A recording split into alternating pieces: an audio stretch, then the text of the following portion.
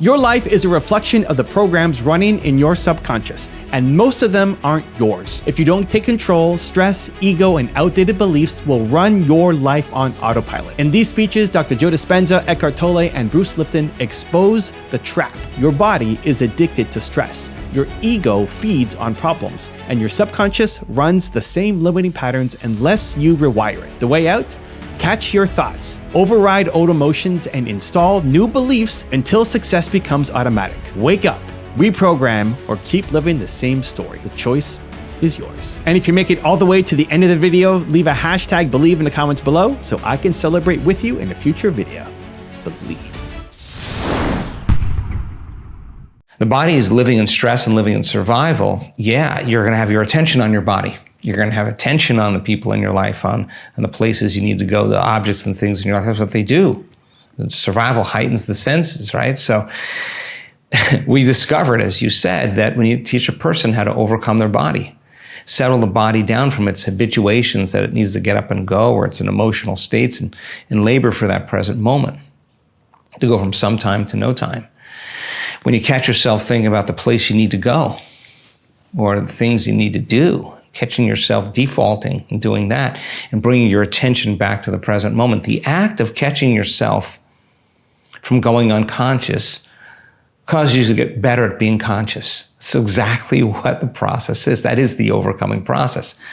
So the overcoming process of the old self and the becoming process of the new self, the absence of the habituation that makes the person unhappy, the absence of feeling the emotion from the thought that's causing them to feel unhappy or torturing or tormenting the body chemically, is called joy. The absence of the addiction, the body is renewed. It's so objective. It's believing it's living in the environment where the stressor is occurring. So the body's free and energy moves right into the heart, and that's the moment the person feels a tremendous amount of love for everything. And they make choices for themselves that are loving to them. That's just in alignment. And they wouldn't hold a grudge because they would lose the feeling. And the feeling feels way too good. So memorize that feeling, and now you have wisdom, right? That's the memory without the emotional charge. Whenever awareness disappears, whatever the mind does, sooner or later becomes a form of insanity in the absence of awareness. So communism was a wonderful thing to start with. Communism was, you could see the dreadful inequality between how certain groups of people were exploiting all the millions of workers, and somebody saw that we need to change that. Said, look, these people they're exploiting all these workers. We need to remove the power from these capitalists, and the state will run things. It's all wonderful. So that they wanted to create a better world. It's a great idea. But what they had not thought about is their own state of consciousness. And the ego, by the way, is the unconsciousness of identifying with your mind completely. So they had looked at how do we need to change the world? But what they forgot is what about my state of consciousness? And then the same evils that they wanted to eliminate, they recreated in another way. And you find it in all the countries, in many third world countries, where every few years the government gets overthrown and a new government comes in. And of course, very often the people who want to overthrow the government, they have good intentions. They say, these people are corrupt. We need to get rid of them. Look, they're exploiting the people. True, true, true. So vote me in, or don't vote. I'll whether you want me or not, I will remove this government, this corrupt government, and I will create a better government for you people. And the moment they achieve power, the latent ego in them suddenly grows. Give power to a seemingly meek person who has no worldly power, and seems, oh, this person is relatively egoless. This is a person who has a job, he's told what to do, and he does it, or she. Seems the ego is always in the politicians, they have the big egos, and look, this man has virtually no ego. The moment and this is because the ego has not many opportunities to enhance itself. The only place where his ego functions is at home when he relates to his wife and his children. That's where the ego can have a little bit of strengthening. But give this person real power, and the ego will suddenly, the latent ego will suddenly grow to a monstrous size. And this has even happened in spiritual communities. There was a spiritual community in Oregon last century where some of you may know it. Osho, the spiritual teacher, had a community in Oregon. A few people were given power in that community, and they were very, very meek and mild people. Especially one woman was given all power. A woman was before very, very almost subservient and seemed to have no ego whatsoever. And the moment she was given power, it only took a few weeks, a few months, and suddenly ego inflation happened very quickly. And suddenly you have a monster there, and suddenly people started walking around with machine guns in the spiritual ashram. She said, we need to protect ourselves from these evil people outside. The ego loves its enemies. It needs its enemies in order to enhance its own fictitious sense of self. So it creates the enemies, totally unconscious. And that's how many politicians do it. When other countries are demonized, the media do it. All forms of unconsciousness, lack of awareness, when ego takes over and runs the show. And the suffering that humans are enduring, the collective suffering, most of it is not due to, at least not in the past 200-300 years, is not due to natural disasters, such as earthquakes and floods and volcanic eruptions and tidal waves, and so on. A larger part of it is human created. And that's an amazing fact. Millions of people living through hell in the 20th century alone, but the hell is created by other humans. That is the state of consciousness that has been prevalent for a very long time on the planet. And I do not usually predict the future because I believe you cannot really predict it because there are many factors that are involved here. I am absolutely certain of the awakening of humanity, that it will happen. And the fact that we are here is a sign, of course, that it is happening already on a certain scale, on a certain level.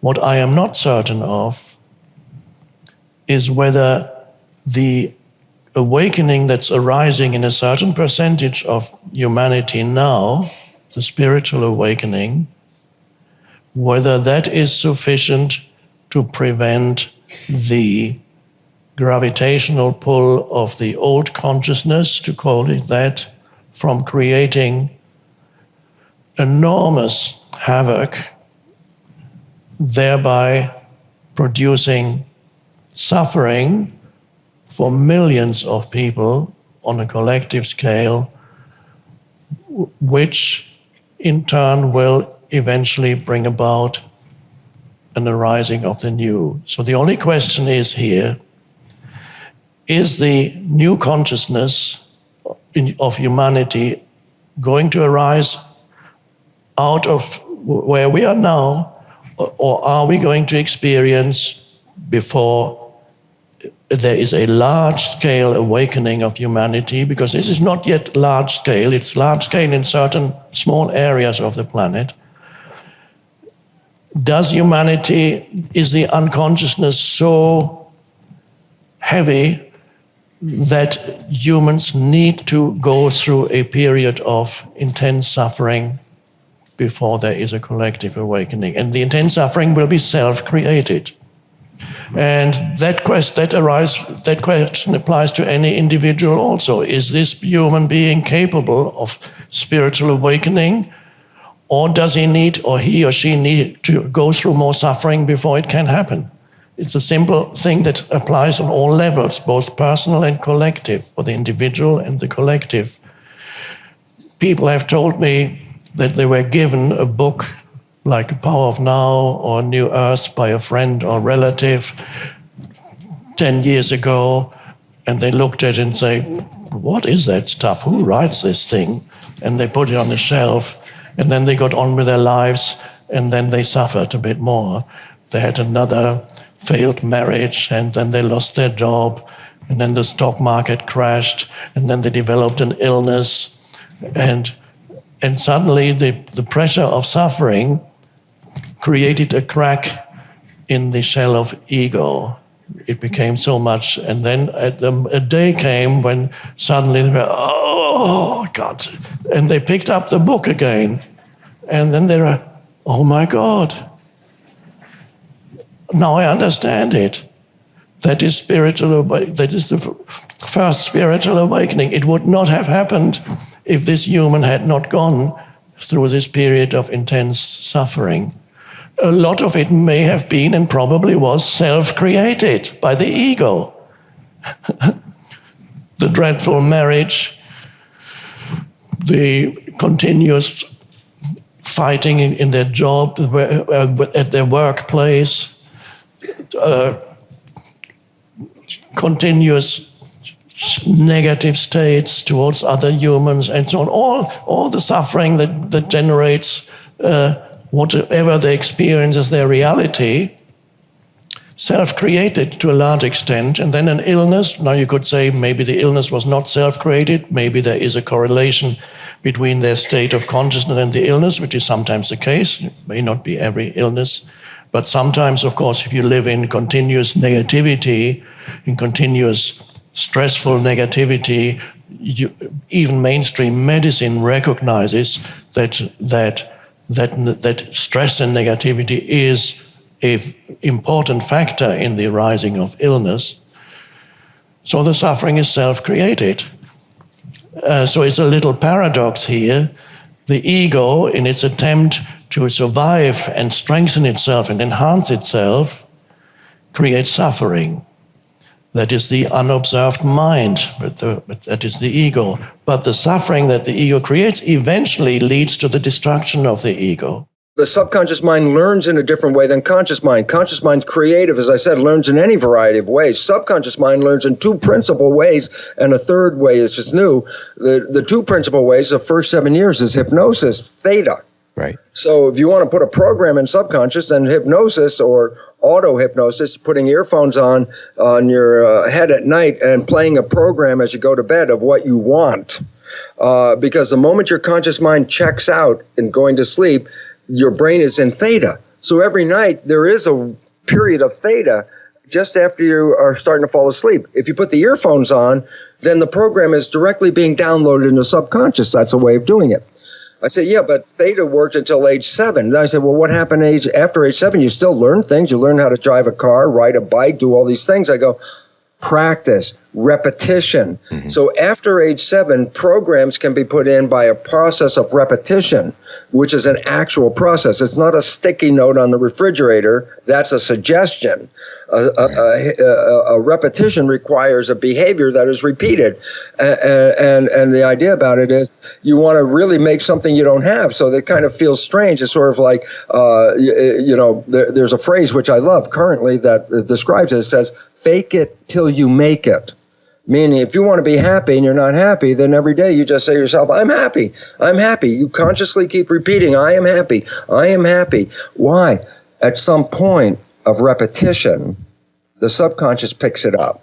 And when the subconscious picks it up, you don't even have to say I'm happy. The subconscious job is to take that program and make it real. So whatever program you put into the subconscious, it's going to operate 95% of the day. And if you put in I am happy, I am successful, I am healthy, these kind of programs, then 95% of the day the subconscious is supposed to be manifesting that. So the two fundamental ways of changing the subconscious are A, hypnosis, B, repetition of a behavior. Hi, I'm Bruce Lipton, author of the best-selling books The Biology of Belief, Spontaneous Evolution, and The Honeymoon Effect. I'm here to thank Evan Carmichael for featuring me on his YouTube channel, and I want to let you know that Evan is giving away links where you can watch the first episodes of my special Gaia series entitled Inner Evolution for free. Evan is making this offer to thank you for watching this video. You will find the links in the description section below. Thank you. I think that most people get so used to feeling a certain way that they don't think on any other level they can feel a different way unless there's crisis or trauma or disease or diagnosis, when there's betrayal, when there's loss, when there's something that happens that all of a sudden the feeling changes so much that nothing's making that feeling go away. And the moment you don't feel like yourself any longer, you can really see yourself really clearly through the eyes of someone else. And in neuroscience, that's called metacognition, to be able to become conscious of our unconscious self, so conscious that we don't go unconscious in our waking day. That's how people change, So the stronger the emotion we feel from some challenge or problem in our life, the more altered we are inside of us. If some event occurs and our chemistry changes, the moment there's a dramatic change in our chemistry, that's the moment the brain freezes a frame and takes a picture, it takes a snapshot, and that's the memory that's embossed in the brain. What the person doesn't know, that the arousal of those chemicals, giving the body a rush of energy to be more alert and be more aware, they keep reviewing the problem 50 to 100 times, ruminating over the problem again, and they're producing the same chemistry over and over again to the body, and the body, in a sense, is getting a rush by thought alone. So now it becomes addicted to its own thoughts, right?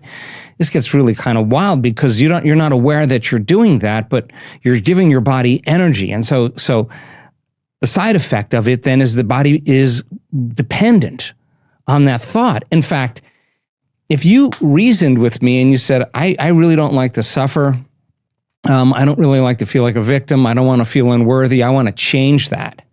And everybody goes, with their conscious mind, yay, let's change it. And so you say, okay, well, if I'm suffering and I'm, in pain and I'm a victim, well, victims, what are their behaviors? Oh, well, they complain, they make excuses, they judge other people, they feel sorry for themselves, they need a lot of attention. I don't know, I'm making stuff up. But that could be a behavior that goes along with a person who suffers and feels unhappy most of the time. And then what are the thoughts that you think? All right, so you could be really, really ambitious and say, I'm going to just stop today. And the first couple hours goes by really well. But as you see the same people and you go to the same places and do the exact same thing at the exact same time in your life, it's no longer that your personality is creating your personal reality. Your personal reality is reminding you of who you are as a personality. The environment is regulating and controlling the way you think. So every person, every object, everything, every place has a neurological network in your brain. You have a neurological network for your mother.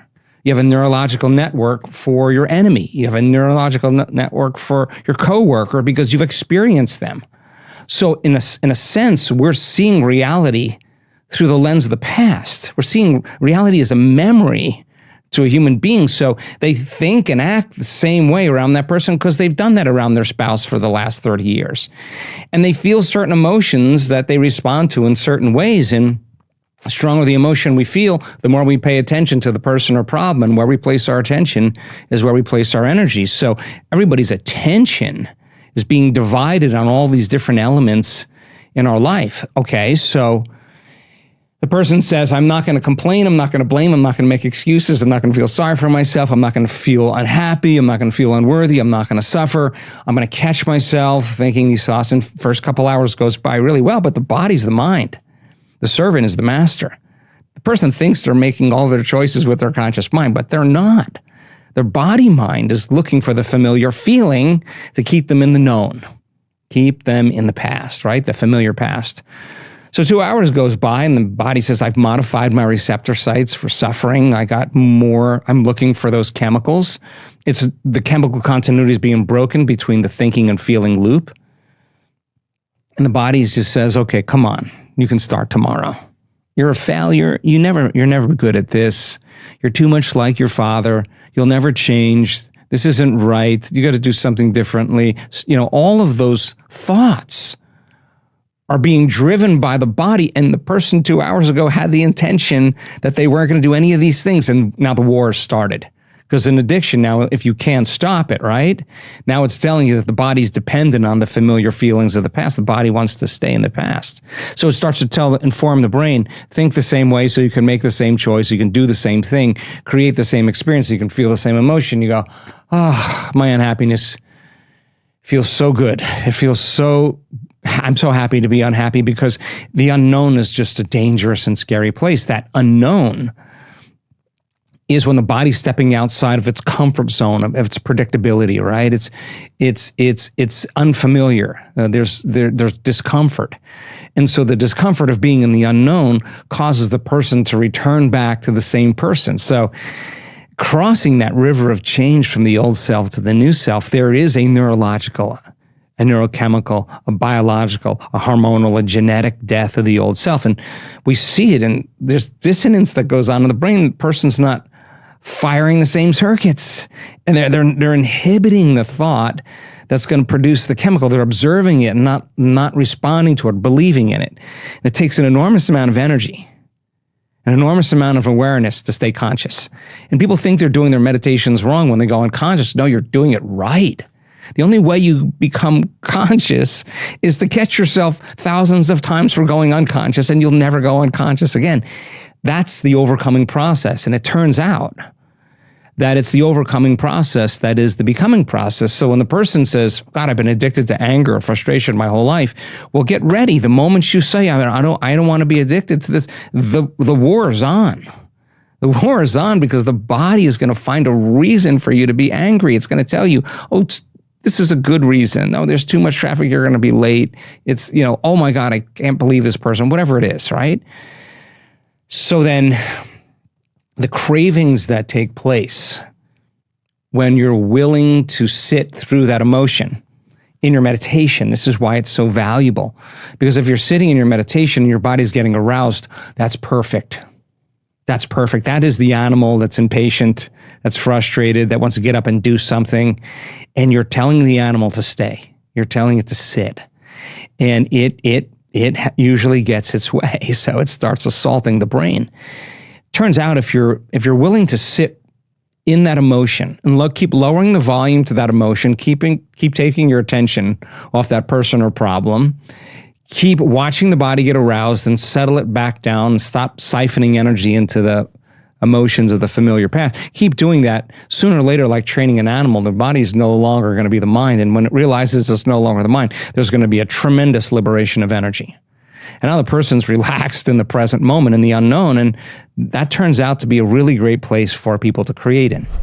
Also, to make sure you're actually taking action after watching this video, I've designed a special free worksheet just for this video. The worksheet will highlight our favorite lessons from the video that will inspire you to remember what you learned today and actually apply them. The worksheet will also give you space to write down what your key takeaways are and your specific plan of action to make sure you're getting results. If you want the worksheet designed specifically for this video, absolutely for free, there's a link in the description below. Go click on it and start building the momentum in your life and your business. I'll see you there.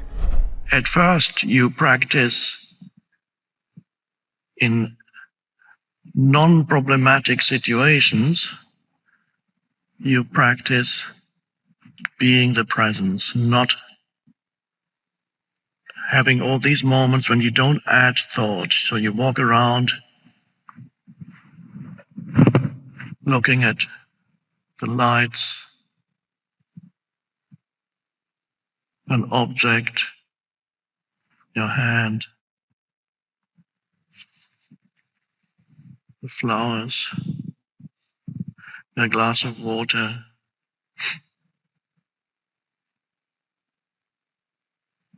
And it's an amazing thing.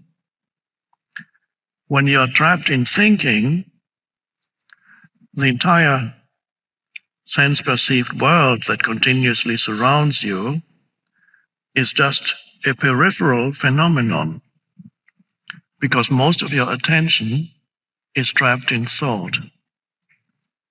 So you're unaware of the miraculous nature of the sense-perceived universe around you.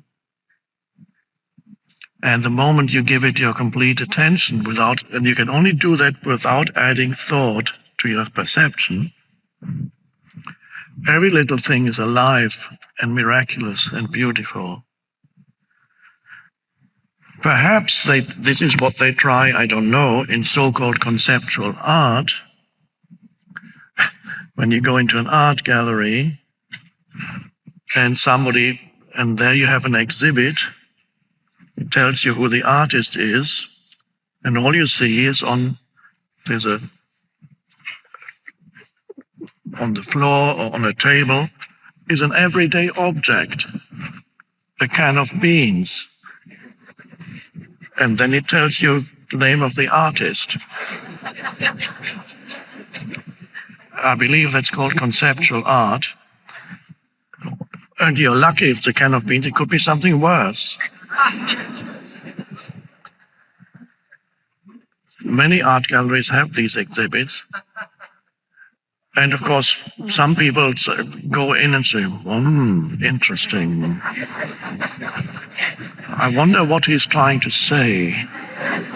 There's a message here. I can't quite get it. And some people are so knowledgeable about art, they can write a long piece about this can of beans and why it's there and what the artist's intention is by putting it there.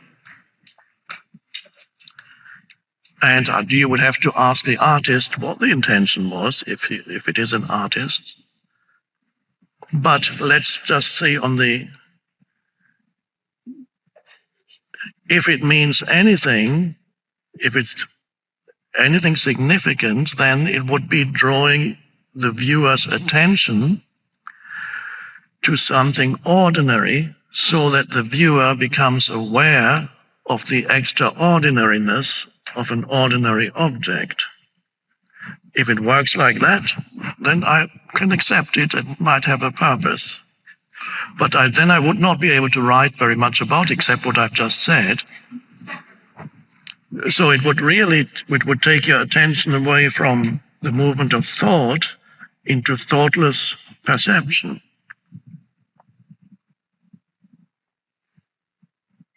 So that would be conceptual art.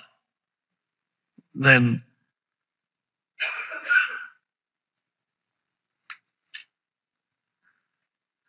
I mentioned a couple of times this phenomenon that arose on YouTube of people. It's now thousands and thousands of people are doing it, of people who take an ordinary object and handle it and touch it and make noises with it. The most boring YouTube videos you can possibly imagine. So they might go and have something like this. Now, the amazing thing is they got some of them get hundreds of thousands of views. So there is a longing. They're not called spiritual, but the good ones have a spiritual dimension to them. There's a longing in the collective for that kind of thoughtless perception, because it does, by looking at those videos, you either fall asleep, and many people do, they use it in order to go to sleep, or you enter that state of presence, and you suddenly become aware that a simple object has an aliveness and a beauty that you didn't know before. So when somebody goes,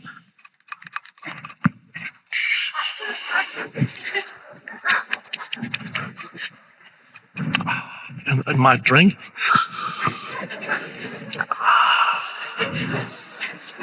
and people watch that, and some of these are 30 minutes long. I watched some of them myself, but I watched them for anthropological reasons.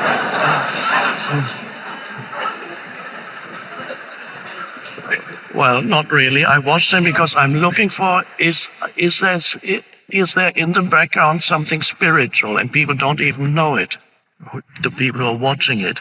There's a longing in humans to be free of the incessant noise of their minds. And those videos that they're called ASMR for some reason, autonomous sensor meridian response. Some people claim that produce tingles in their bodies, but many others just watch because they stop thinking while they watch. Most people who watch them probably fall below thought. And a few, especially for the good videos, probably rise up into presence. And you become aware that an ordinary thing can be extraordinary. It has an extraordinary presence. So if you haven't heard of it, look it up on YouTube, ASMR. Now, because it's become so popular, there are many bad ones. But somehow there's a self-selecting process at work, and if you look at the number of views, the better ones have like 100,000 views or more, with the exception of some produced by young ladies who reveal aspects of their body while they're doing it, so that could be misleading. They're not necessarily good.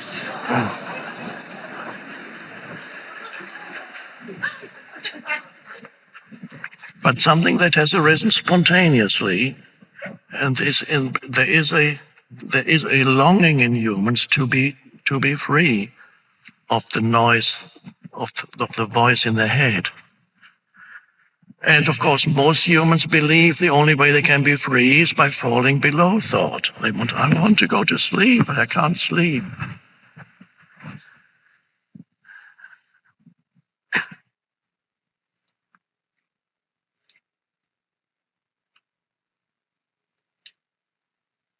So whether it's conceptual art or those videos, there is a truth there, and that is the world of ordinary things is also extraordinary. The multiplicity of this universe that surrounds us, the multiplicity of life forms, of things, of beings, is quite miraculous.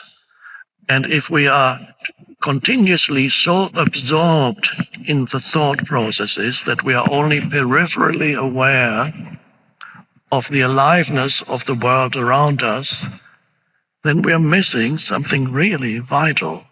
And that's, again, it's to do with being too absorbed in one's mind-made sense of self. In that. And occasionally they say, oh, look, that's a lovely flower. Oh, that's a nice sunset, 3 seconds. But I have other problems to think about. More important things on my mind. I have a lot on my mind. Don't have time for sunsets. Don't have time for beauty. What are you talking about, beauty? I've got problems.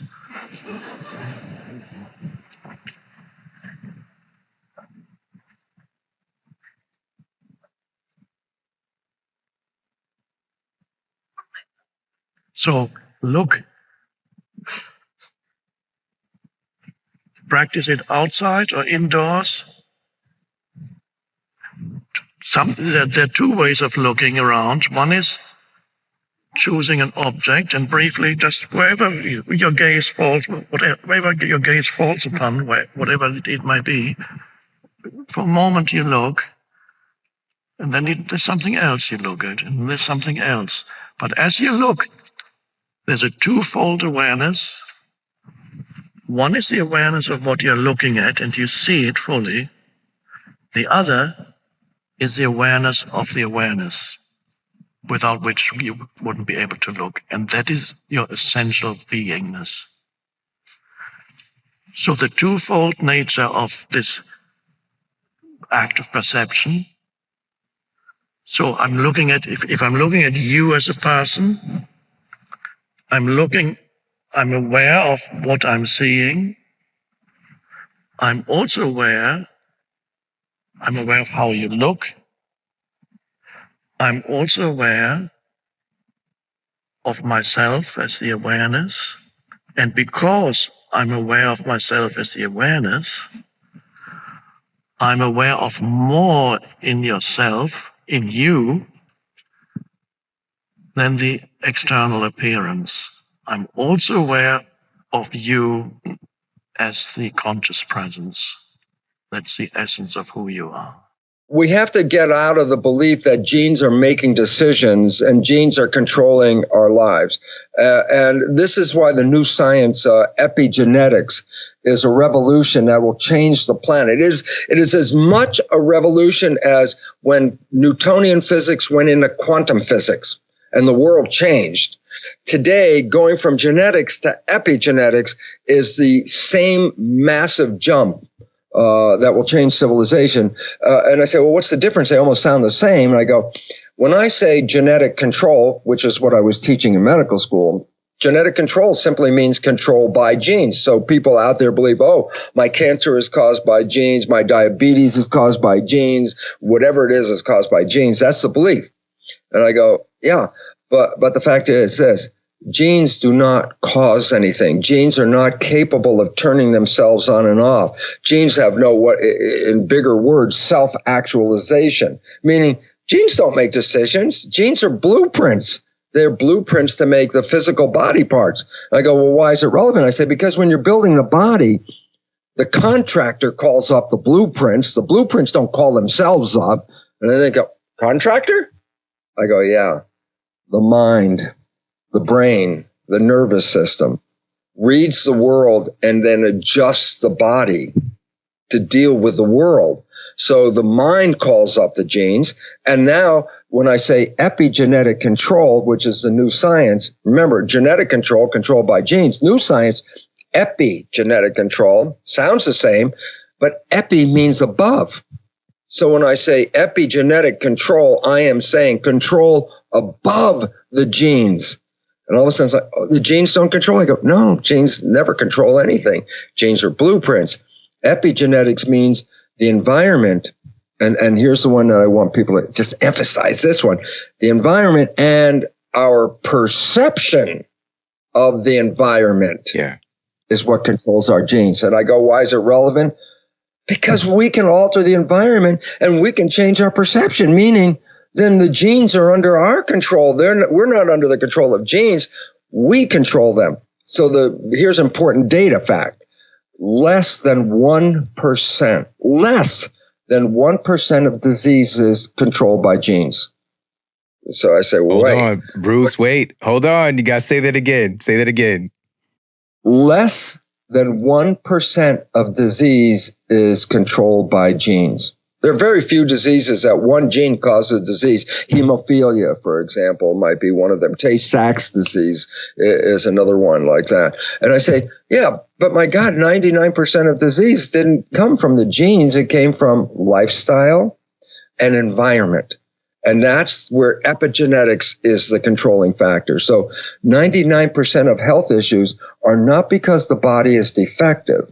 99% of health issues is that the driver of the body, the contractor, the brain, the mind is not in harmony And when it's out of harmony, the body is a complement. So the body is out of harmony. And if you look at it, it's like, well, it makes beautiful sense. It says if you're sick, it's a reflection of something that's not in harmony.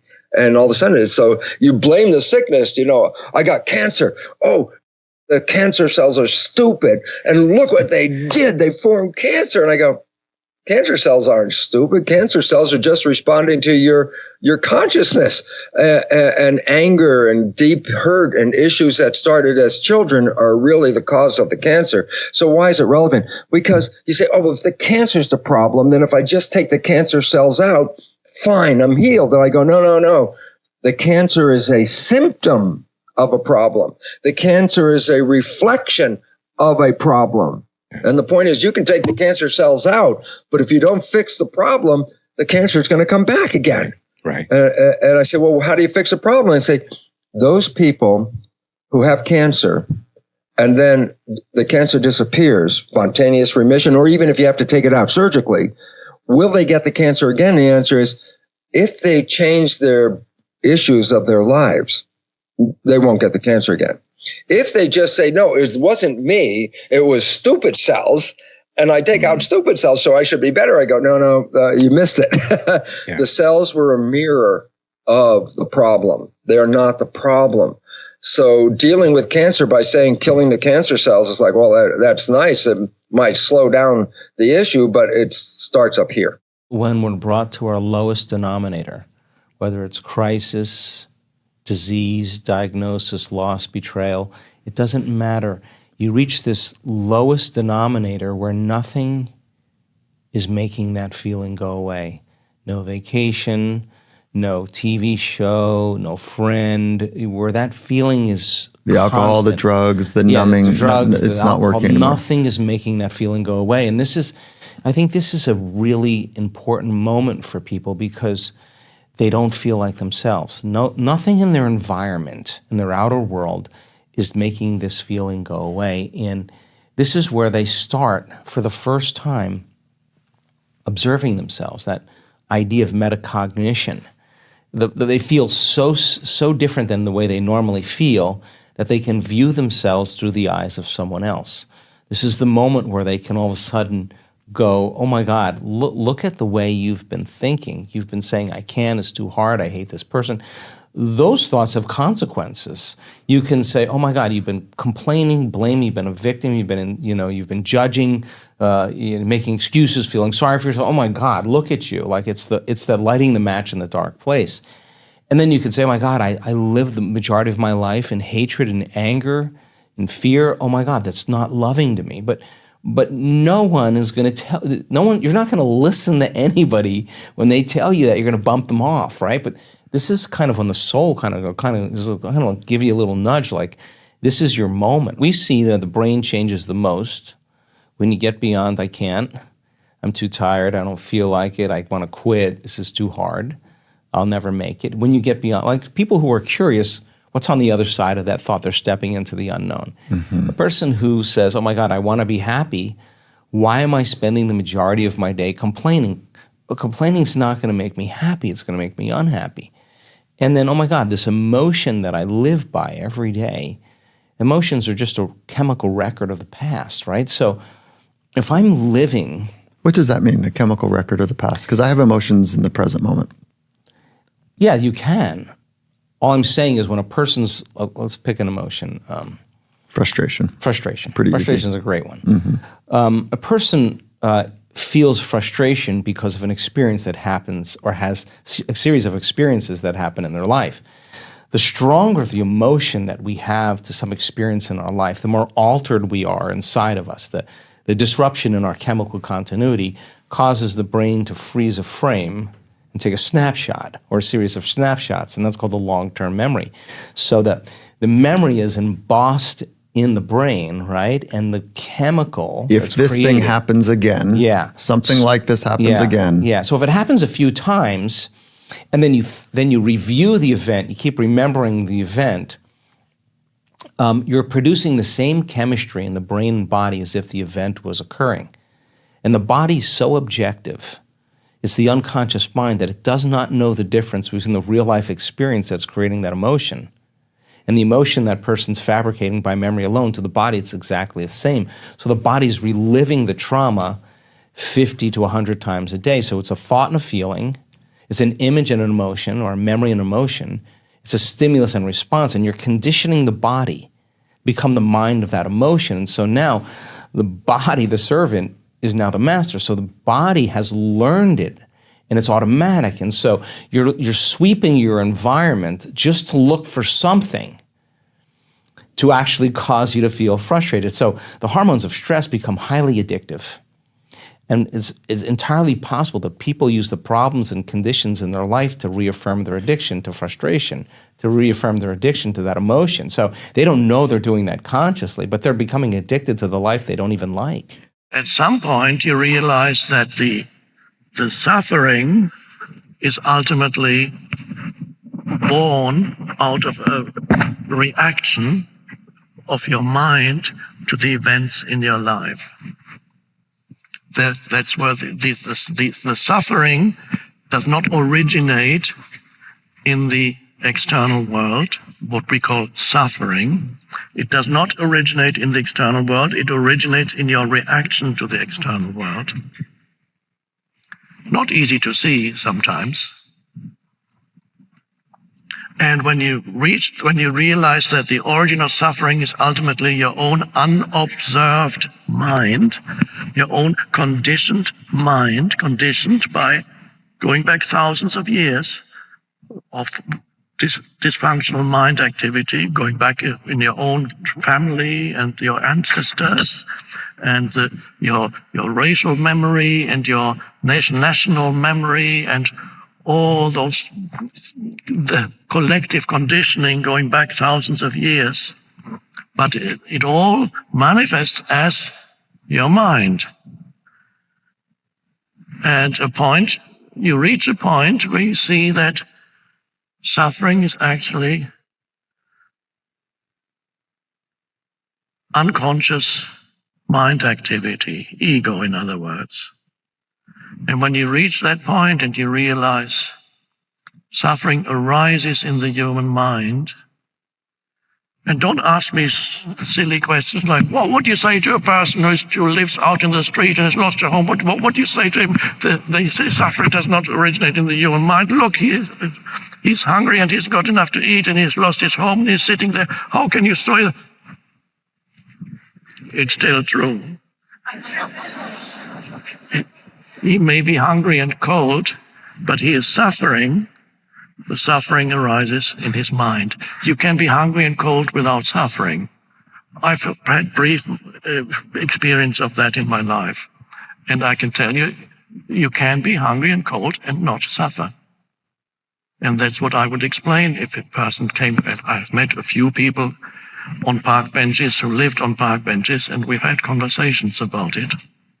Nowadays, I don't meet people on park benches that much anymore, but it still applies. Or you may be a refugee or migrant. You've lost their home in these countries where there's havoc, and you're moving across countries, not knowing where you're going to end up. Isn't this person totally justified in saying that they are suffering and they are unhappy? No.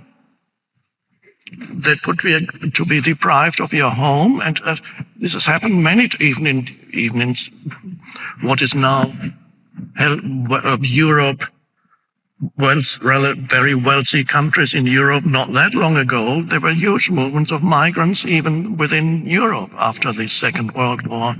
Huge movement, migrant people, millions lost their homes everywhere. So it's a continuous experience for humans to lose their homes, the homeless.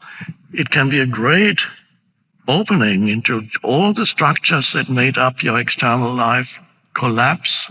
And then there's a possibility that internally too, there can be a freeing. So if you're suffering, it still implies being cold and hungry isn't suffering. It would be wonderful to live in a world where this does not exist anymore, and perhaps we can get there, and we need to help people who are cold and hungry. But even if we eliminated all hunger and physical discomfort, suffering would remain in humans, and it doesn't matter in what form it arises. There is a huge amount of unseen suffering in the so-called wealthy world. Otherwise, there wouldn't be millions and millions of people who cannot live without some kind of substance they take to alleviate their suffering. So it arises in your mind. But most people need to experience a considerable amount of suffering before they realize that it arises in their mind. And whether they realize it consciously and say, oh, I'm doing it, or whether it just happens to them as it did to me, I didn't immediately realize that suffering came out of my mind. It just stopped coming out of my mind. The mind just didn't do it anymore. And only 2 or 3 years later, I realized why I wasn't suffering anymore. I only realized I was suddenly at peace. I didn't realize that my mind wasn't producing the suffering. I couldn't have explained anything. Just why am I so peaceful? I don't know. Until I met a Zen monk 2 years later, who said, well, Zen is really about not thinking. It's not thinking? Oh, that's what it is.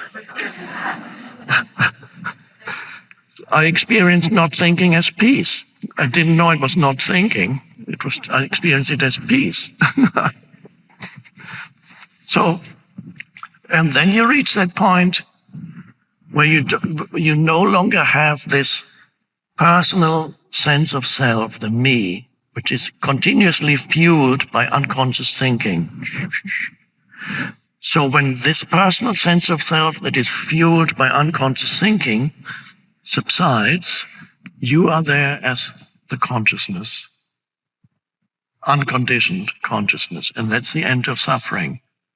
And then most people do not drastically go from one to the other. They go through a prolonged transitional period where they are partly still the suffering entity and partly the liberated consciousness.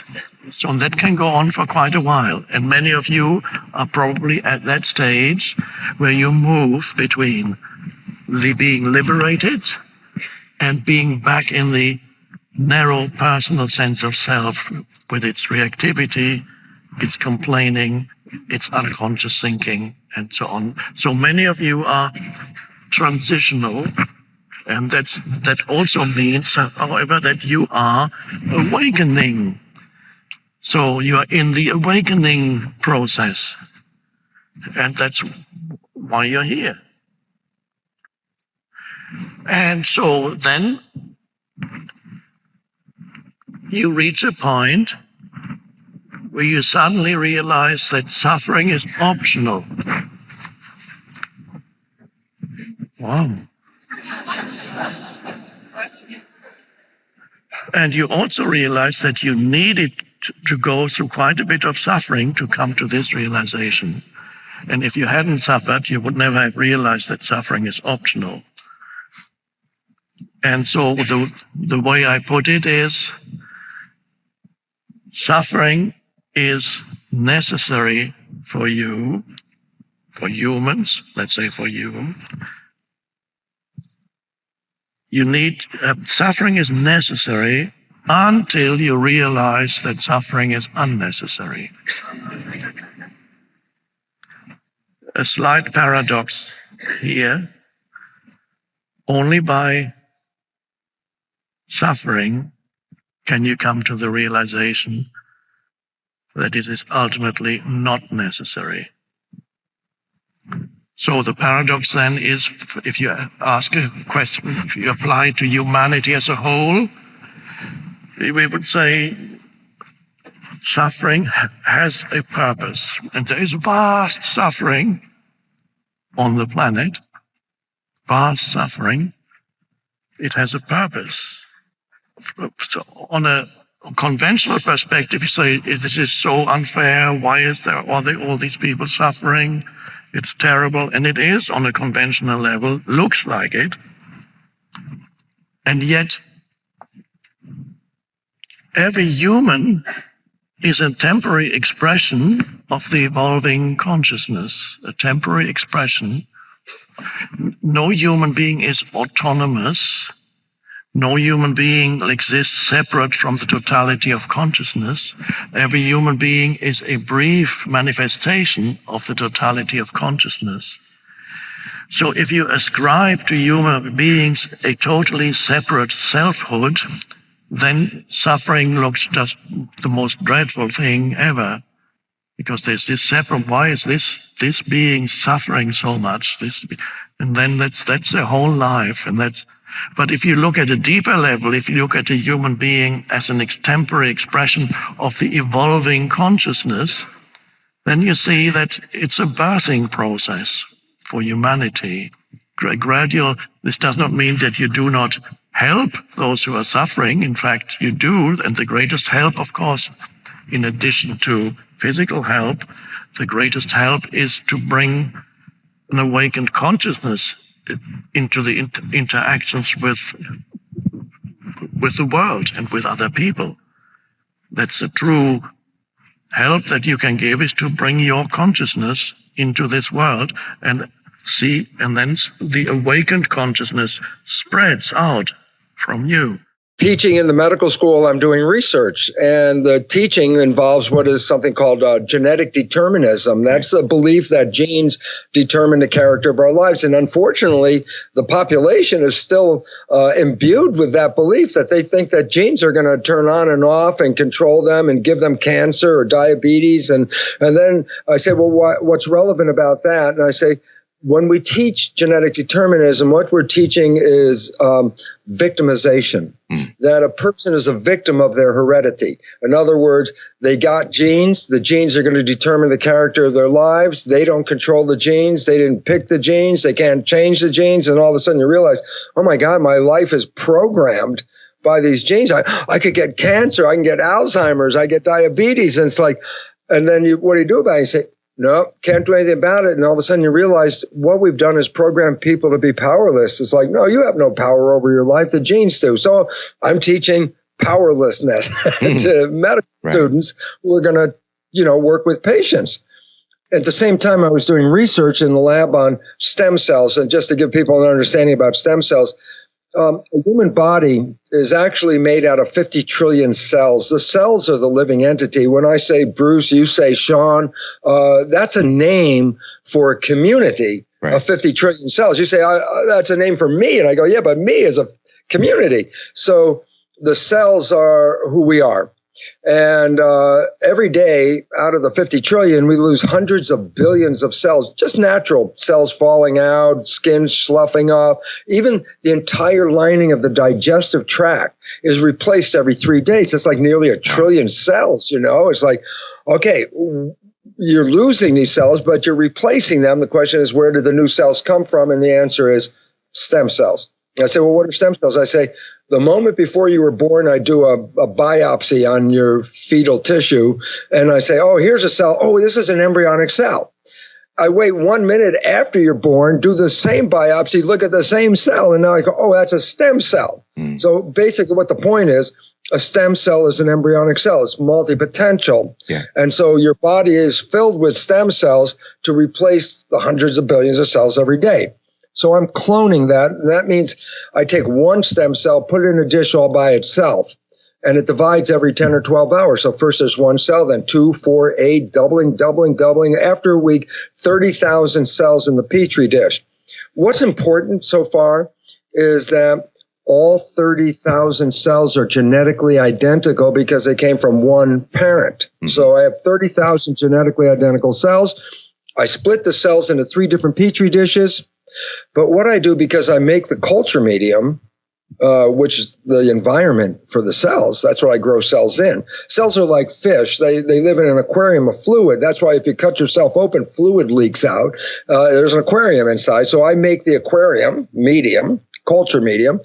And because I synthesize it myself, I change some of the composition. So in other words, 3 dishes with genetically identical cells, but the culture medium is chemically different in each of the 3 dishes. So there are 3 different environments. In one dish, the stem cells form muscle. In the second dish, the genetically identical stem cells form bone.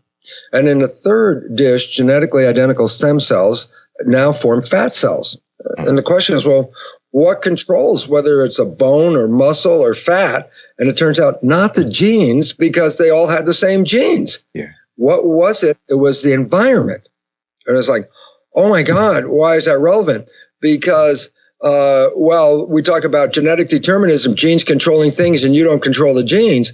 The new science revealed, no, the environment was controlling the genes. And I say, what's relevant? I go, well, my God, I can change the environment myself. So in other words, I can change the environment of my cells and change their genetics. And that makes me not a victim, but a master. Yeah. And then you say, well, okay, Bruce, this is cells in a petri dish. What the heck does it have to do with me? And I go, okay, here's the beautiful connection. As I said, we're not a one entity. We're a community of 50 trillion cells. So essentially, we are skin-covered petri dishes. And inside of the skin is 50 trillion cells.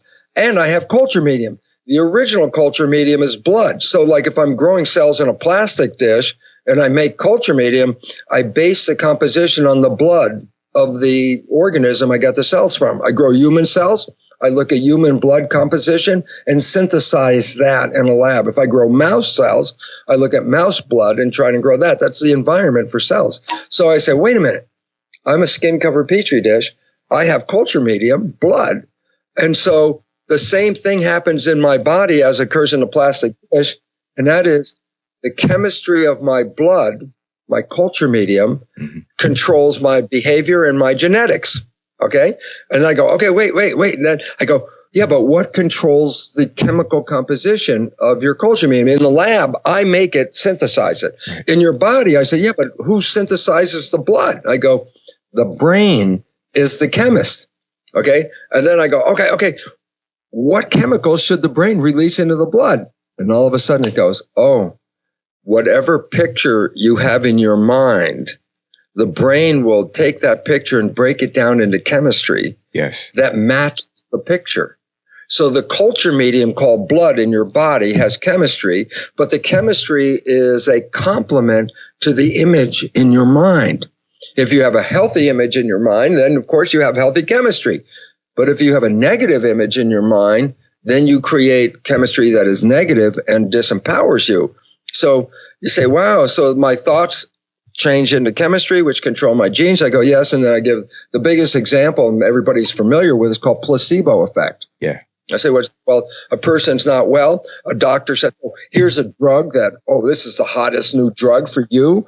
And you believe it. You take the drug, you get better, and then find out it was a sugar pill. So the truth is, what healed you? And the answer was simply your belief in the sugar pill. It was just your perception, your belief. And why is it relevant? Because that same healing quality occurs whether you take the drug or you don't take the drug. You can heal yourself if you have the right picture. You don't have the right picture, you try to compensate with pharmaceutical drugs. And I go, worst thing possible. Pharmaceutical drugs on the whole, there are some very important drugs, few, but the mass of drugs are very disruptive of the chemistry of your body because you're the one that controls the chemistry. You don't need the drug. And this is why it becomes so important for people to recognize, wait, if I'm not well, I'm the one that can fix it. I don't need to go see somebody else. And that's the power of the new biology, that you are controlling your biology. Your personality is made up of how you think, how you act, and how you feel. So the present personality who's listening to this podcast has created the present personal reality called their life, not their mother, not their ex. They're responsible for creating their life. And if they think the same way, they act the same way, and they feel the same way, they're the same personality. And of course, they'll have the same personal reality. And I think most people try to create a new personal reality as the same personality. And it doesn't work. We literally have to become someone else. So then, if the majority of our thoughts are the same thoughts based on memories we have of experiences in our life, the moment we start remembering our problems, we're thinking in the past, right? So those memories have a feeling or an emotion associated with them. So the moment you think about your problems and you feel unhappy, not only is your brain in the past, now the body's in the past. So it's that thought and that feeling. It's the image or memory and the emotion. It's the stimulus and response that's immediately conditioning the body to memorize that emotion. Now the body is literally living in the past because it's so objective. It doesn't know the difference between a real life experience that's creating that emotion and the emotion that person is fabricating by thought alone. So to the body, it's in the past experience 24 hours a day. Okay, so now the body physiologically is now in the past. So then the hormones of stress create the emotions of anger and aggression and frustration and impatience and competition and hatefulness and fear, anxiety, worry, insecurity, envy, jealousy, guilt, unworthiness, shame, suffering. Those are all derived from the hormones of stress. Turns out when that response switches on, when we perceive a threat or a danger in our outer world, the response from whatever condition in the outer world gives the body an arousal. And so then if you keep doing that, you keep giving the body a rush of energy, the body becomes dependent on its external world to feel something. So the arousal from your coworker, from your ex, from traffic, from the news, something in your outer environment is producing that kind of addictive rush of energy. Then people begin to use the problems and conditions in their life to reaffirm their addiction to that emotion. They need the bad job, they need the bad relationship, and they become addicted to the life that they don't even like. And so an addiction is something you think you can't stop, or an addiction is something you know that is not good for you, and you do it anyway. So people are unconscious to the fact that the arousal from the stress hormones is knocking their brain and body out of homeostasis. It's knocking it out of balance the majority of the time. So we can actually think about our problems and create the same physiological response as if we were being chased by a predator. So what was once very adaptive becomes very maladaptive. So you turn on that response, you can't turn it off. Now you're headed for disease, because stress is when the body's knocked out of balance and there's no opportunity for the body to return back to balance and order. That imbalance becomes the new balance, and that's when we head for some type of disease or imbalance in our bodies. So then those emotions that we feel tend to drive our behaviors, and we behave as if we're in the past.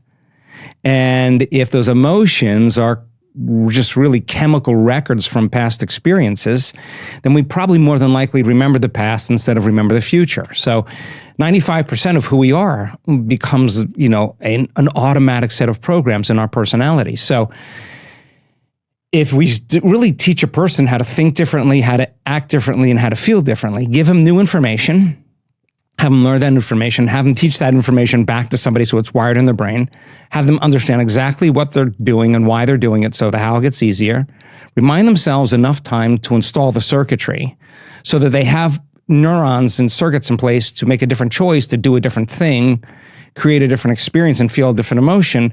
If you change your personality, would your biology change? The answer is 100% absolutely yes.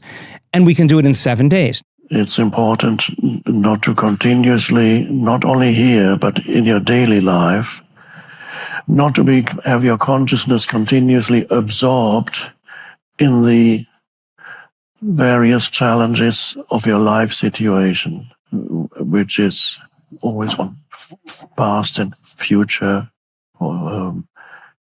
but to return your attention as much as possible every day during your daily activities. Return your attention to the present moment, which is where your life is. It unfolds in the present moment. So there are many opportunities for doing that.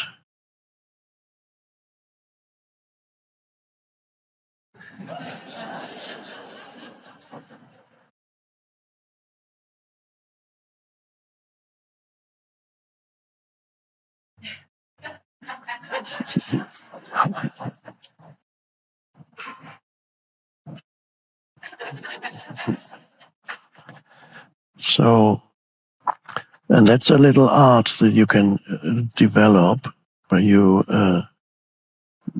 as when you are engaged in waiting or moving from here to there, or taking a break, doesn't matter for how long, returning your attention to the present moment.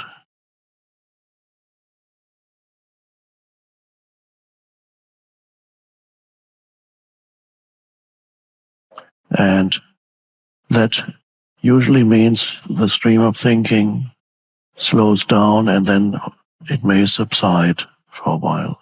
Doesn't matter for how long. And awareness remains. And then and as I said before, the personality of the person also recedes, and instead of being a person, you are conscious presence.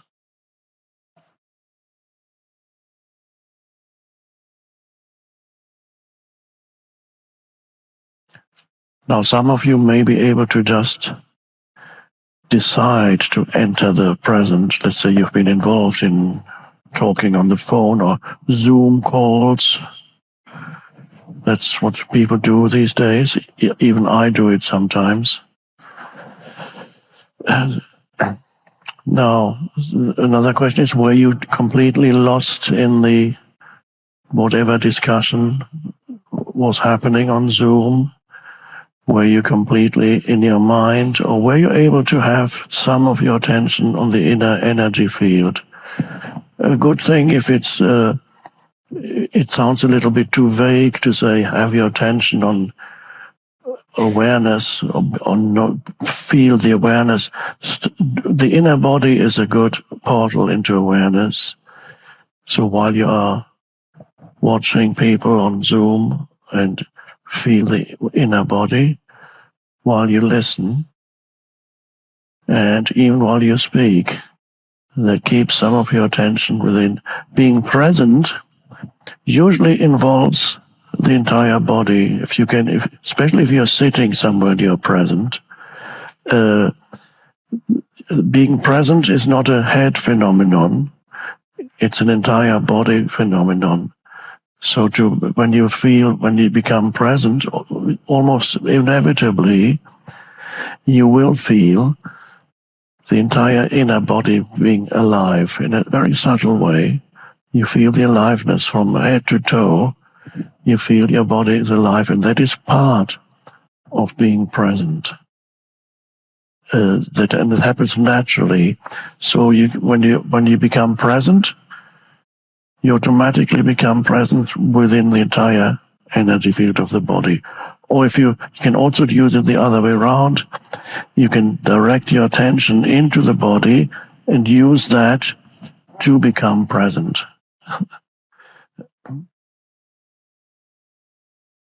And that is, you can verify that in your own experience here and now. Be completely attentive to the present moment. This is what is. Feel. You're obviously aware of sense perceptions, but deeper than that, you're aware of yourself, but not the usual historical self, but the deeper sense of beingness. That's yourself at a deeper level, which the Buddha calls the no self. So that is, be aware of yourself in any situation, not the narrative of you, which is the historical self, but something much more immediate and much more direct. That is the sense of beingness or presence that pervades the entire body, not just in the head, And so one could almost say every cell of the body becomes present, a little bit more alive. It feels alive. Breathing helps too. If you don't feel it very strongly yet, a few deep breaths, conscious breaths into the body. Let the flow of the breath reach the abdomen, although the air doesn't reach the abdomen. Your attention can go as you breathe into the body, and your attention then moves down it rides on the intake of the air, so to speak. Your attention rides on the air, and it goes, and then you're into the belly, the abdomen, and that is also a good starting point for body awareness. You feel, as you breathe in and out a few times, with each in-breath, the abdomen expands slightly. And then with the out-breath, it deflates, is that the word? Slightly shrinks. That's a good thing. I have to shrink my belly.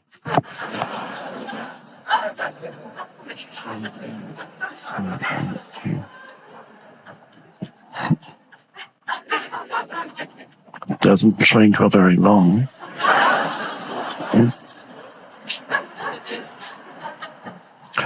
The belly is very important in Zen, also the hara, as an energy center. So you feel a sense of aliveness. It starts here and then it spreads throughout the body. Another good thing is when you do it, these are all little, you can call it meditations or practices or something that just happens almost naturally after a while.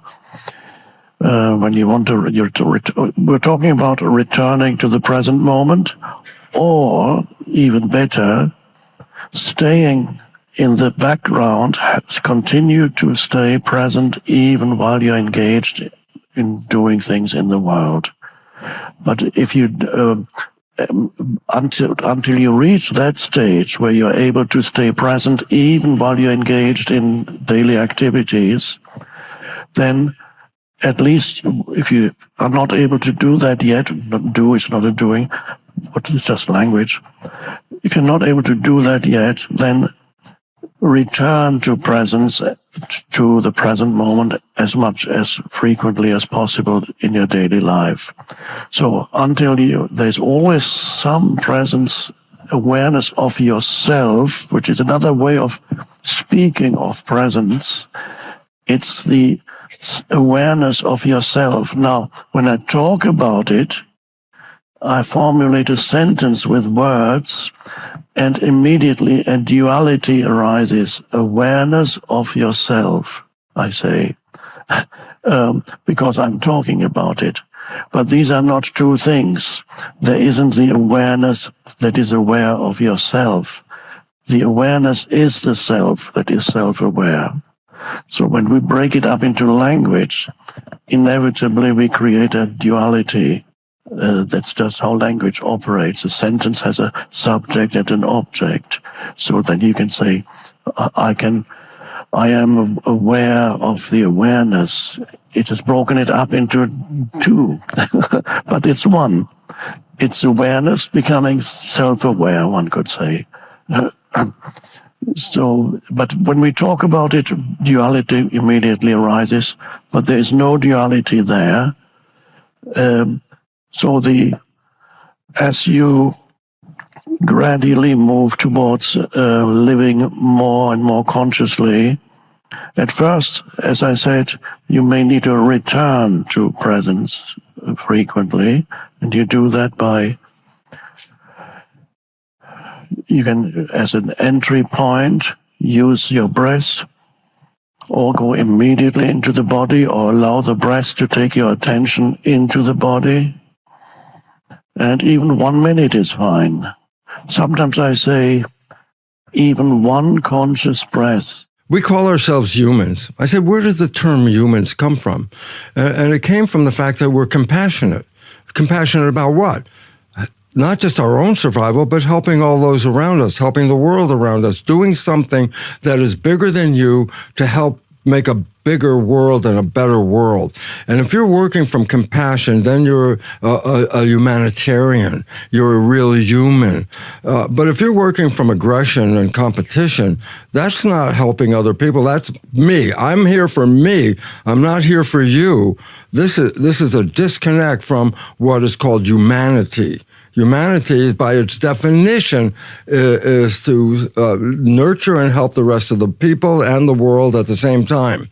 We are not coming from there. We're coming from, I need to be more than you have. I need it. I want it more than you, and I need more, and I need more. And I go, for what? Because there's some belief that having more is making your life better. When I go, having more, you could compromise every aspect of humanity. Step on the person next to you. Why? Because then I can get more. Where's humanity there? I said, it doesn't exist anymore.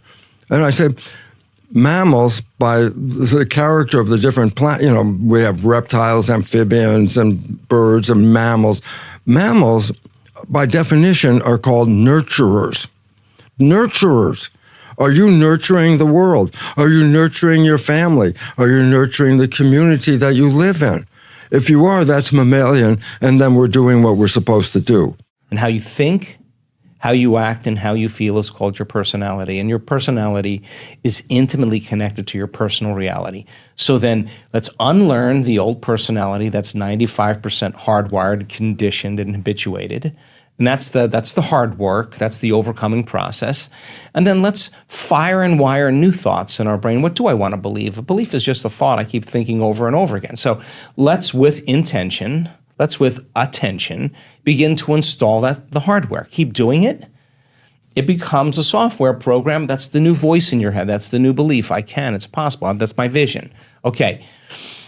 A person who's healing from a health condition may have a good meditation in the morning, 45 minutes, hour, half hour, whatever, feel really 12 in the minutes. zone. 12 minutes, feel really in the zone, Yeah. but then spends the rest of their day, frustrated, impatient, angry, suffering, fearful. Okay, so 1 hour. It does not. It doesn't transmute. It's not going to No, work. So no. let me mentally rehearse how I'm going to be in those circumstances. Now, you know this, the act of mental rehearsal. You close your eyes and you rehearse doing something, whether you're playing the piano or doing a sport or whatever. You know this extremely well. When you're truly present, the brain cannot distinguish between the actual event and what you're imagining. So what you're imagining becomes the experience, and the brain looks like you've been playing the piano for 5 days. It looks like you've been hitting a golf ball for the last week. The brain looks like you've already done it. Now, the brain's no longer a record of the past now. Now you're priming it as a map to the future. You're installing the hardware. Right. Keep doing it. You behave differently around your coworker. There's no magic here. You behave differently around your ex or whoever. You're changing, right? Now the changes be greater than your environment. To think, act, and feel differently in the same environment. Okay, now, can I stay in my heart? Can I feel an elevated emotion today? Let me just bring up the feeling I want to feel today, and let me bring it up 100 times so I can bring it up on my own, right? So the word meditation then means to become familiar with. That's what it means. To become so familiar, so conscious of your unconscious self that you don't default and go unconscious in your waking day. That is a great day. And then, okay, let me remind myself how I am going to think. Let me remind myself how I'm going to act at the staff meeting, how I'm going to act with my kids, how I'm going to act when I'm here. What would greatness look like? What would love do? Let me just rehearse it in my mind so I can get my behaviors to match my intention. Let me get really clear. Okay, no person, no circumstance, no condition in my life is going to move me from this elevated emotion. Now the game is on. You're out of the bleachers. You're on the playing field now, because the person who's truly interested in healing says, the moment I start feeling those familiar emotions, I'm signaling the same genes. And genes make proteins. It's the environment that signals the gene, okay? The end product from an experience in the environment is an emotion. So as long as I live by this emotion, I'm signaling the same genes. Okay, is it possible then, if I feel this elevated emotion and I'm able to sustain it, that I could actually, my body would believe it's living in a different environment? And if the environment signals the gene and the end product of an experience in the environment is emotion, by me feeling this elevated emotion, my entire day, I can signal genes ahead of the environment. What we discovered, if you have intention in that state, 100% of the people actually signal the gene to make a protein. 100%. That's a pretty good odds it's going to happen.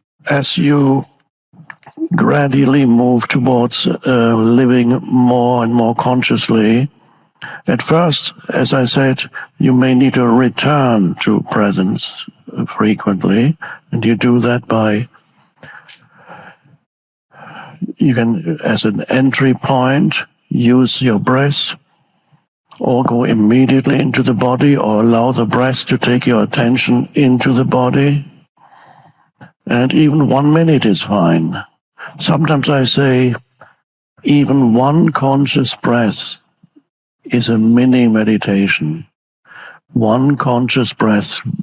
That means it's the in-breath and the out-breath.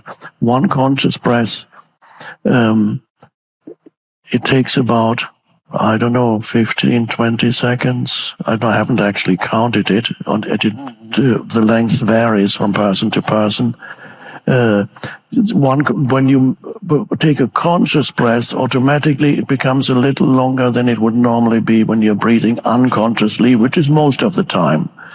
So most of the time you're breathing, but you don't know you're breathing. You don't even have to remember to breathe, because you would soon die. Oh, I forgot. Sorry, gone.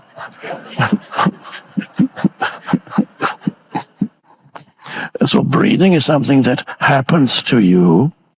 One can't ignore. Yes, you can regulate your breathing, you can make it deeper, but it is something that there's no real, beyond extending the length of your breath or regulating your breath. You don't have a choice in the matter. You don't have a choice. I don't believe anybody has ever committed suicide by deciding not to breathe anymore.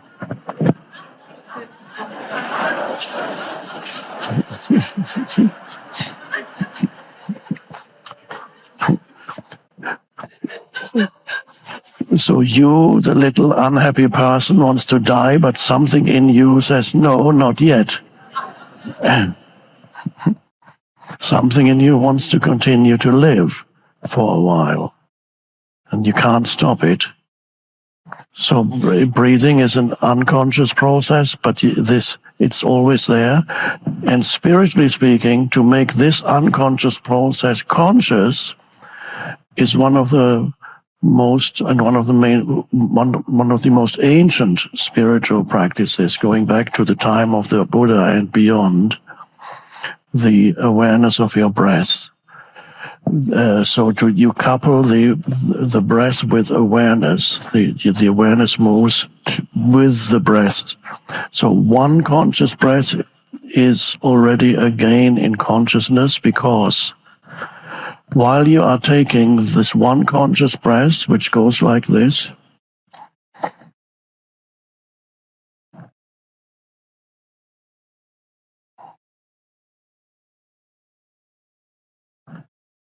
and notice at the end of the in-breath, there's a slight cessation of breath for maybe 1 or 2 seconds. That's an important still point. And then the out-breath happens. Let's do it one more time.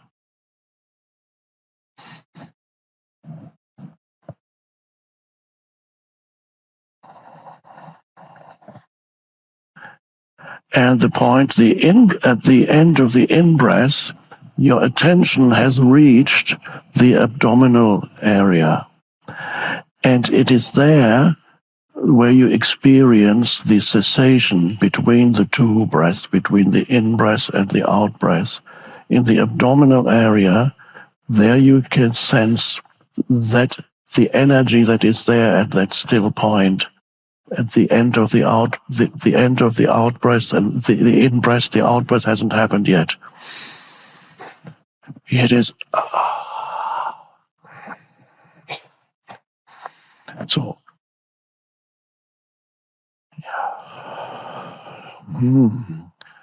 And it feels so good that you will probably want to take another conscious breath after one. And you might even take 3. In the midst of your busy life, 3 conscious, can you make time for 3 conscious breaths? You could put it on your phone. When is my next conscious breath due? In 6 minutes. Okay. I can't wait.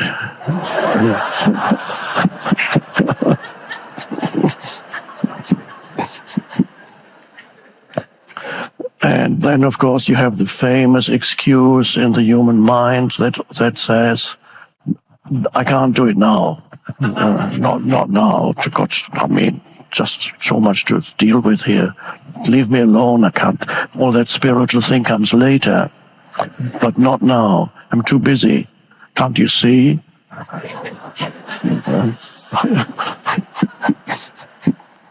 It's a lie, of course. Because everybody, unless you engage in an emergency situation, you need to get to the hospital, or you need to take someone to the hospital, or you administer first aid or something like that, then don't take 3 conscious breaths. Yeah.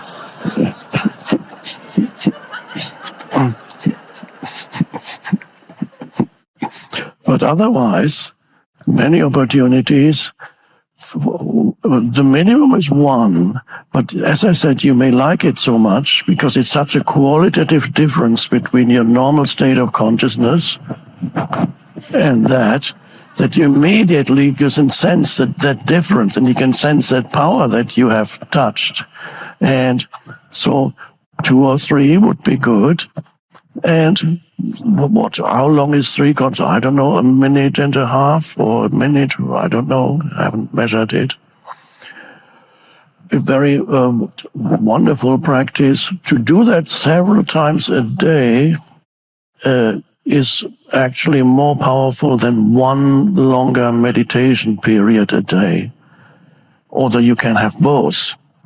But if you had a choice of either 1 long meditation period a day or 2, or several times during the day, take 3 conscious breaths, the 3 conscious breaths several times a day would be more effective in changing your state of consciousness, because then the important thing is your daily life becomes interspersed with spaces of awareness, presence, instead of having 1 compartment when you meditate and the rest of your life you're as unconscious as everybody else. And so then the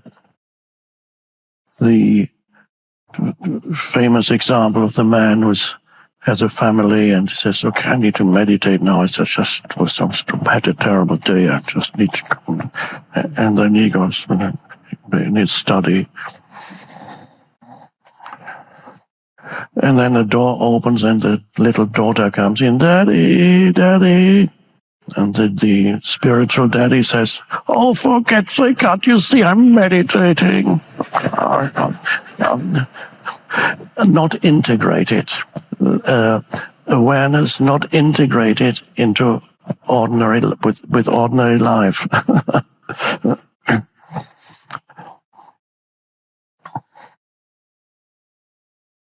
By the way, if you do meditate, and you probably know this because I'm sure there are many experienced meditators here, if you do have meditation periods in whatever technique you use, eventually every technique is designed to take you to the realization of being. And that's good. Maybe it works, as long as you don't give it the idea of needing to achieve something. Then you bring in time, And that will prevent you from the realization of being, which is now, can only be now. So that idea of, okay, I'm trying to get somewhere. Well, don't try to get anywhere because you're there already. You are already. You are. I am. And so are you. So, and anything that disturbs you during the meditation must immediately be incorporated into the meditation. Any disturbing sound, any whatever it may be, or a sensation in the body, that's the little pain arising there, whatever, anything. Usually when you meditate, all kinds of sounds happen around you, and immediately they're part of the meditation, come incorporated. Let's say you're meditating, there's a pneumatic drill, you know these things, I don't know what they're called here. They're breaking up the surface of the street outside, one of the worst noises you can imagine. And if you're a good meditator, you'd immediately welcome that sound as part of your meditation. And it creates no resistance. Then you're the Buddha. Success is about, am I happy? Am I enjoying my life? Do I feel healthy? Do I feel loved? Am I in a community where I live and my community is helping and supporting me and I feel safe and secure in this world? And the answer is no. Most people don't have that. They just say, if I work harder, I'll get what I need. Well, this is a Darwinian belief. If you summarize the theory of evolution, which is simply this: survival of the fittest in the struggle for life. I said, what does that mean? Survival of the fittest? That means competition. Who's the fittest? How do I know if I'm the fittest? How do I know if I'm in a good place or not? And then the answer turns out, well, how successful are you? Meaning, do you have money? Do you have a bank account? Do you own things? Why? Because that's a reflection of the more I own, the more I'm successful. So I'm going to keep working on this job. Why? Because I'm going to get more. And as I get more, then my life is going to get better. And that was the whole belief that if I work harder and longer and I make more money, then my life is better. I go, no, it's not. It didn't make your life better. Oh, yeah, I got great money, but I'm sick from the job. I've lost my relationship from the job. I go, then what was the value of the job? Oh, well, that's what determined if I'm fit and will survive. I go, nah. It's interesting. What just came into my mind was when I was first married, I was way too young. I wasn't in the right place, okay? And I remember talking to my father, who came from Russia in 1918 or 19. And I said to him, I'm going to get a divorce. And he looked at me like, what? And I go, what do you mean? He said, marriage is a business. I go, what? Well, he came from Russia at that time. If you were not married, you didn't have a partner. You didn't have a partner, you wouldn't survive. So a marriage wasn't based on love. It was based on survival. And so his vision of marriage was, yeah, I have a partner, we're working together, okay? Was there love? Not necessarily, but that's a business. And I thought, oh my God, this is not my worldview, because love to me was the whole vision, whether it was self-love, which was first important, which I didn't have and had to acquire. And then it's the love of a partner. Why? Because there's the nature of community. The foundation of community is first a partner. And then you can expand your community. And evolution is based on community. Evolution is based on support in a community of people or things around you, okay? So all of a sudden I said, wait a minute. Love becomes the most important aspect of our lives. Love is harmony. Love is the honeymoon. Love is heaven on earth, all that, when you're really expressing love. And this is what we seek. We seek this out because nature wants us to seek it out. Nature is saying life is based on community, not competition. And then when you let go of community because I'm competing, I'm going to do better, I'm going to get more, I'm going to have a lot more, and go, that wasn't the destination. That was a misperception. That's a Darwinian belief that is false. We didn't come here to make more and more. We came here to feel love, to experience love. Love the planet, love yourself, love your community. Love is another word for harmony. Are you living in harmony or are you not living in harmony? That's the basic understanding. If you think if I work harder and get more money, then harmony will show up, I go, nah, that's not true at all. You could waste your whole life. You can make all the money and die a sick person at the end because you never even enjoyed your life at that point. Unfortunately, most humans still are unaware of the transcendent dimension of who they are. They are trapped in a little sense of self. It's a terrible limitation to be trapped in to only know yourself as this conditioned entity that's continuously anxious and worried and regretful and just all kinds of terrible burdens to carry around. The burden of the self, the burden of yourself. And whenever you watch movies, unless there's a little bit of spiritual dimension that occasionally, very rarely happens in a movie being a reflection of life, you see, that's all they live. All the problems they have ultimately derive from the fact that they are completely unaware of the transcendent dimension to life or to who they are. Completely, they're just trapped. Then every relationship goes wrong eventually without complete lack of awareness of the transcendent dimension in yourself and in the other. Every relationship very quickly becomes problematic and unsatisfying. And that's the basis of most movies, where most relationships go wrong. It's a reflection of life, of course. And ultimately, without the awareness of that transcendent dimension of who you are, every human being is unsatisfying. You experience every human being as lacking in something.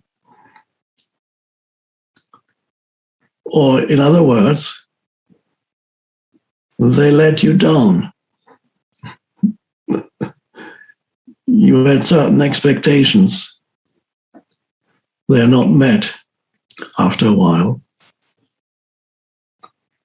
And then every time you enter into a new relationship, you become disappointed.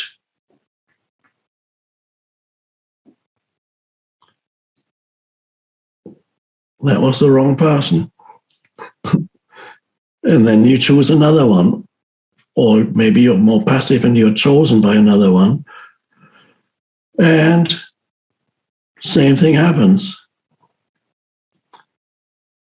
Situations also, not just human beings. Any new situation that you encounter, your new job, a new field of activity, or a new place where you live, after a little while, it's not that satisfying anymore.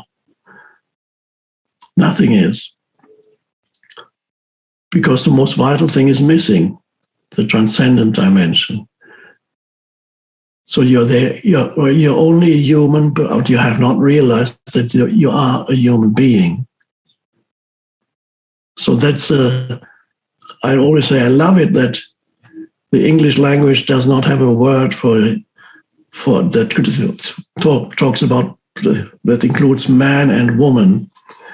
So you have to use two words, human being, to talk about man. In some languages, not many, you have words.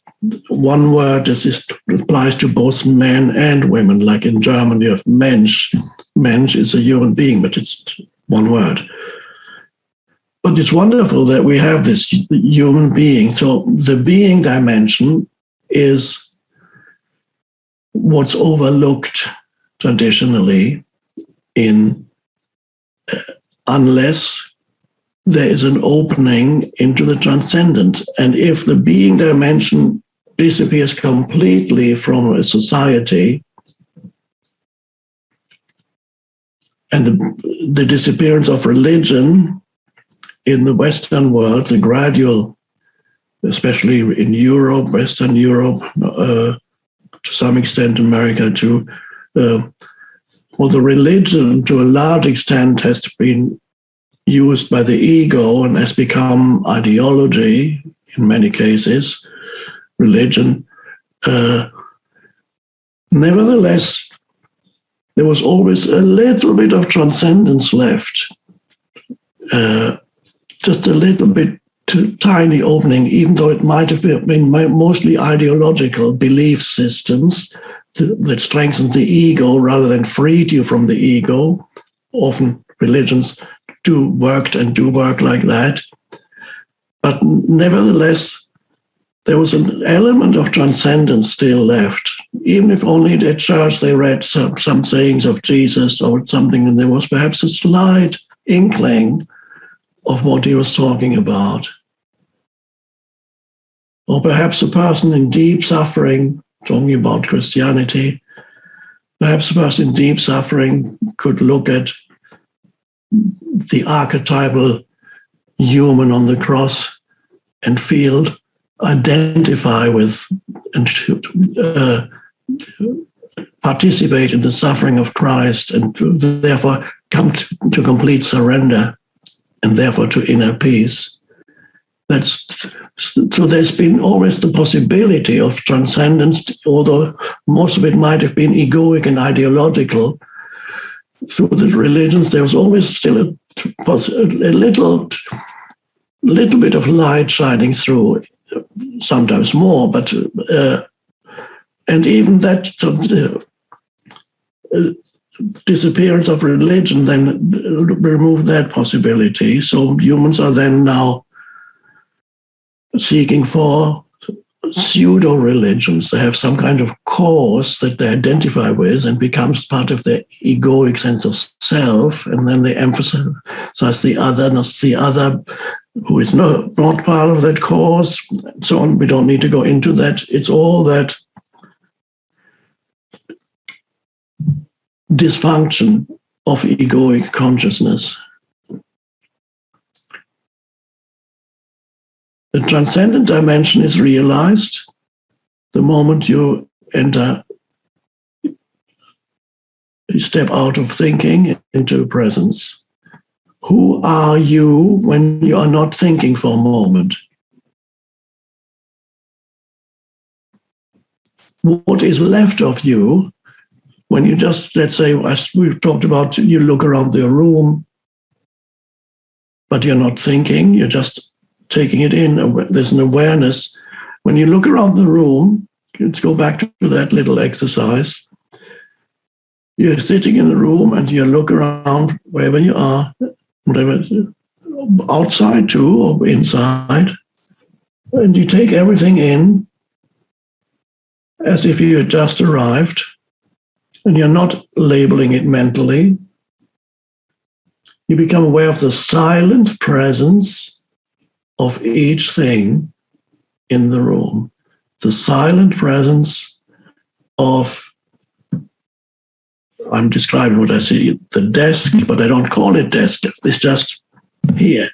Oh, there's a desk.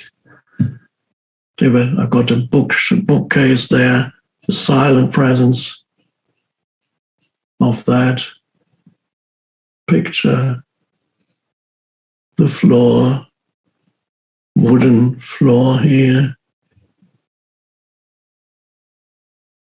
The entire room exists in that silent presence. It just, even though they are so-called inanimate objects, inanimate meaning they have no life, but they do have some life. This, you notice a silent presence of each little thing. You can single out one thing and give that attention for a little while, a few seconds, and then there's the totality of the room, the silent presence of this room. But there's more.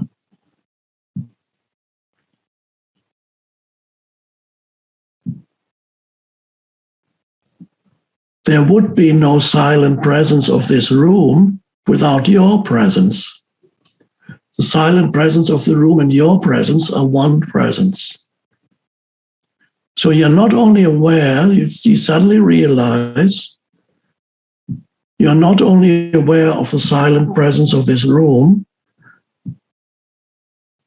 The only reason why you can be aware of the silent presence of this room is that it is one with the silent presence of yourself, of who you are as presence.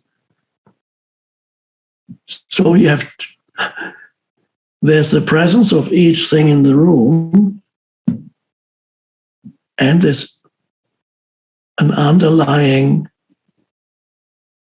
awareness in which the silent presence exists. The objects exist within the space of awareness, and you are that. You are the awareness in which these objects in the room appear. And so there's no longer a separation ultimately between what you perceive and who you are as the perceiver. I work sometimes with belief change groups. We were working with a professional wrestler, and we were saying, so what is it you want? So he says, well, first I want to be successful in my wrestling, and then I can become an announcer. I go, oh, okay, and then what? He said, well, once I become an announcer, if I'm really good, then I can be on a network and be a real sports announcer.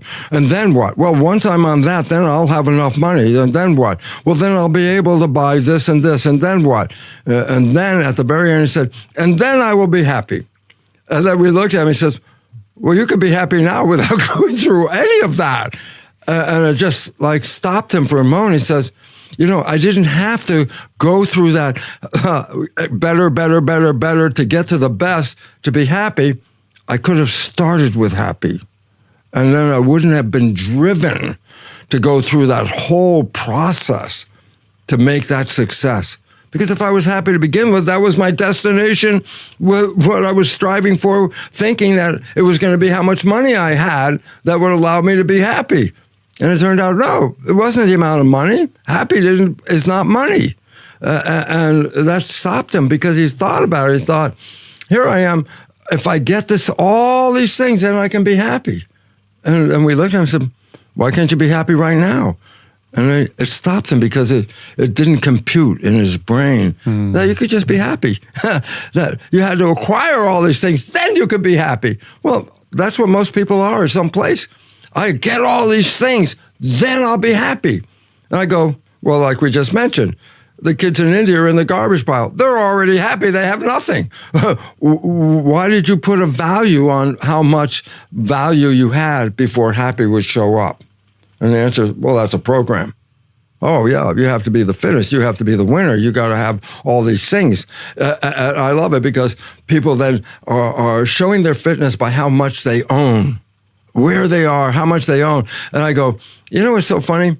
People, that material things you possess are a reflection of how much you own, that people have so much material things that they actually have to store them in a storeroom. And I go, they're not even using it. What's it for? See how much stuff I have in that room? See, I'm happy. It's like, no, you're not. You're not even using this stuff. But we accumulated the stuff with a vision. If I have enough stuff, then I'll be happy. I go, well, that's a false move right there. Yeah. False. What is blocking us from manifesting love? I really think that the majority of people spend most of their time in a state of readiness in their life. They're always ready for whatever's going to take place. And it's like an idol. So the hormones that are associated with getting up and going and reacting stressfully, those hormones are hormones that create a primitive mechanism where we go into survival, right? And living in stress and living in survival is not a time for us to open our hearts, right? So get bruised, get damaged, get injured in your life. The stronger the emotion you feel towards that event in your life, the more altered you feel from that experience. The brain freezes a frame and takes a snapshot, and that's called a long-term memory.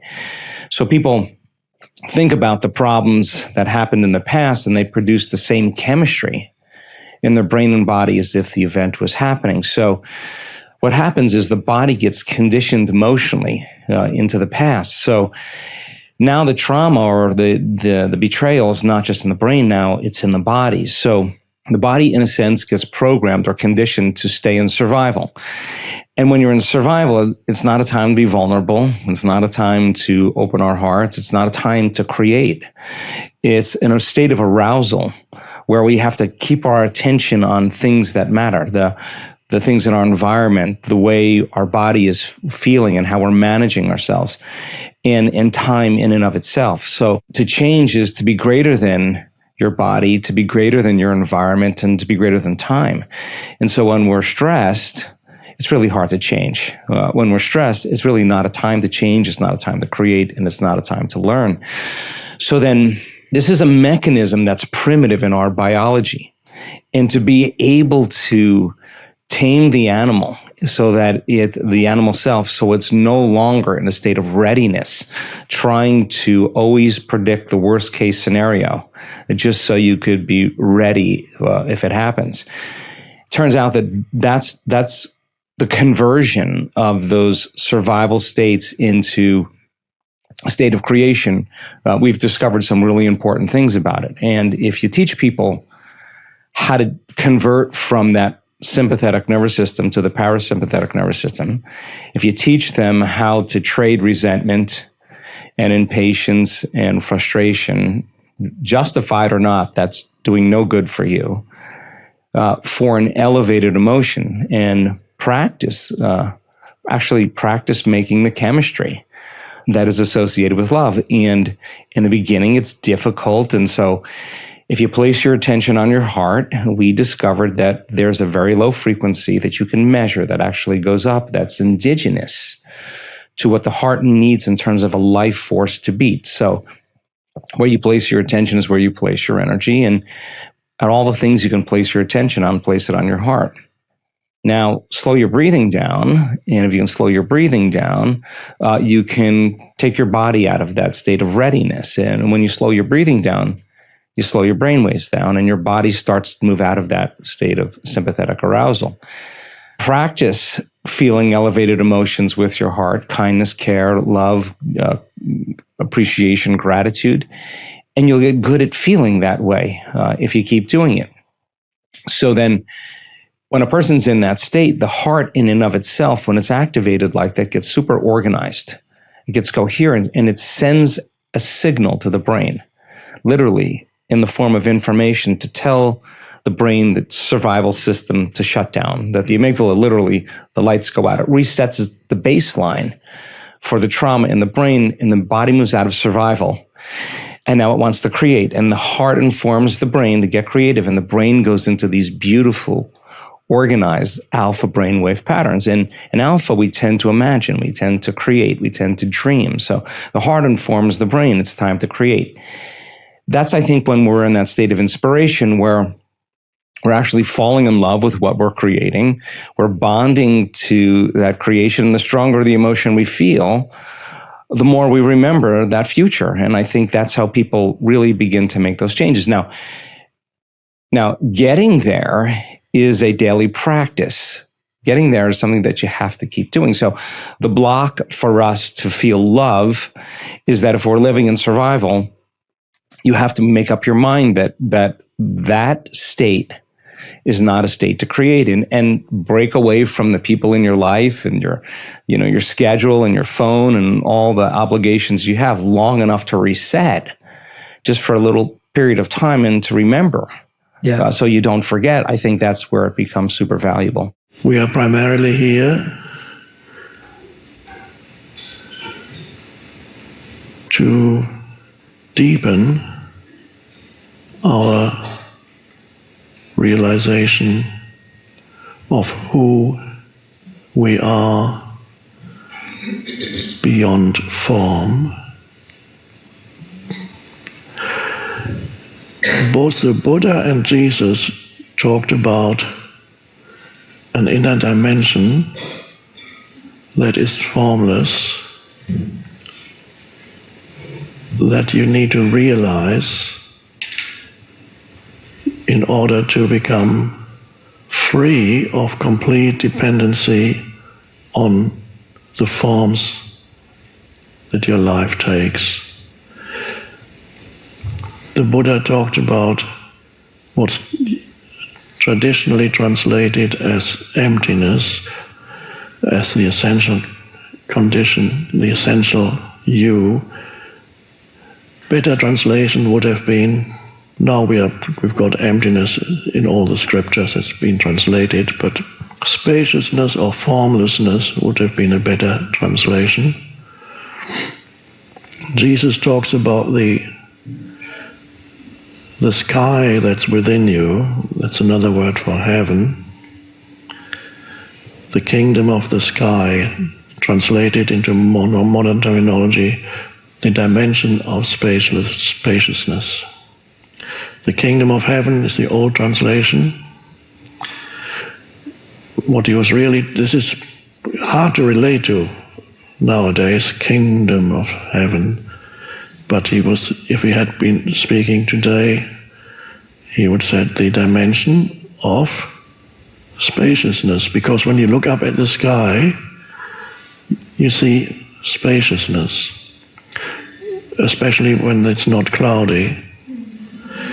The clouds kind of represent the thoughts in your consciousness, and the sky is the vast expanse without which there wouldn't be any room for the clouds.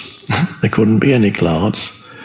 So the empty sky is spaciousness. Now, an interesting thing about the sky is, although we have a word for it, it doesn't actually exist in the world of forms, because if you ever traveled upwards and wanted to encounter the sky, you would never find it, because there is no such thing as the sky, really. So you can't say, oh, here's the sky, I'm touching it now, or you can't even say, I'm in the sky. Where? It's just a way of perceiving the spaciousness. We call it sky, and the color blue appears because of the juxtaposition of the sunlight and the blackness of space behind it in some strange way. But the main thing is, there isn't a thing that's the sky. So very cleverly, Jesus used that because he was trying to point to something that is very hard to point to using concepts and words. So he chose the most suitable pointer in the language, in words, that he could find. And the most suitable one that he could find to point to this inner dimension that is in every human being, but ignored and unknown to most humans. So to point to it, he chose sky, because he realized, just like that inner dimension of spaciousness, you can never actually pinpoint it and say, I've got it. I have got it. There would already be a duality of it, the spaciousness, and I.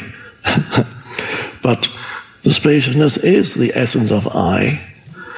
So there's no duality there. You can never say, here it is, and this is another thing that he actually said. Those are some things that you read in the New Testament. I can feel very strongly he actually almost literally said that.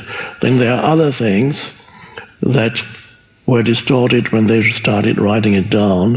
And then there are other things that he never said, but somebody said it might be a good idea if he had said that.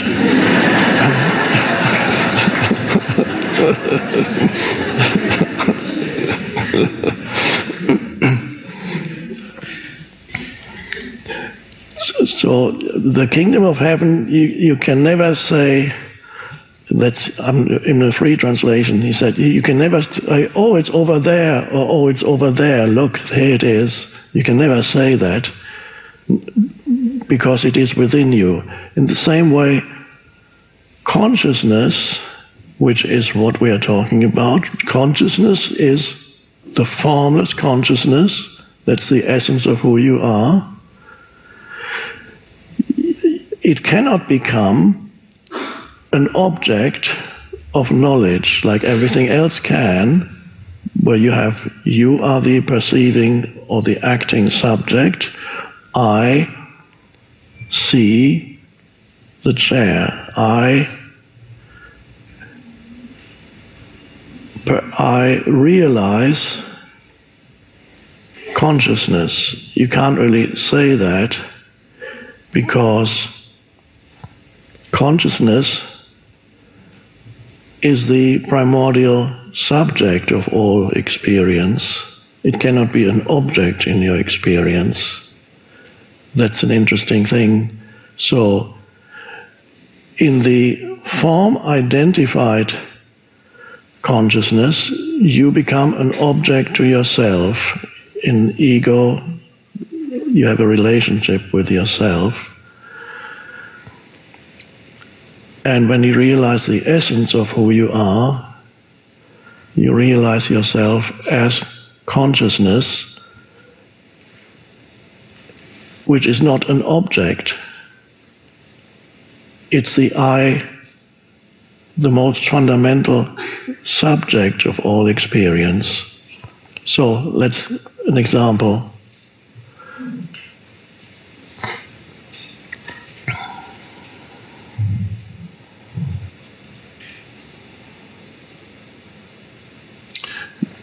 Some people say, I'm looking for myself, I'm looking for my real self, I'm looking for something more real than what I know about myself. There must be a deeper dimension and I'm looking for it. Other people might say they're looking for God or for realization of God, looking for something.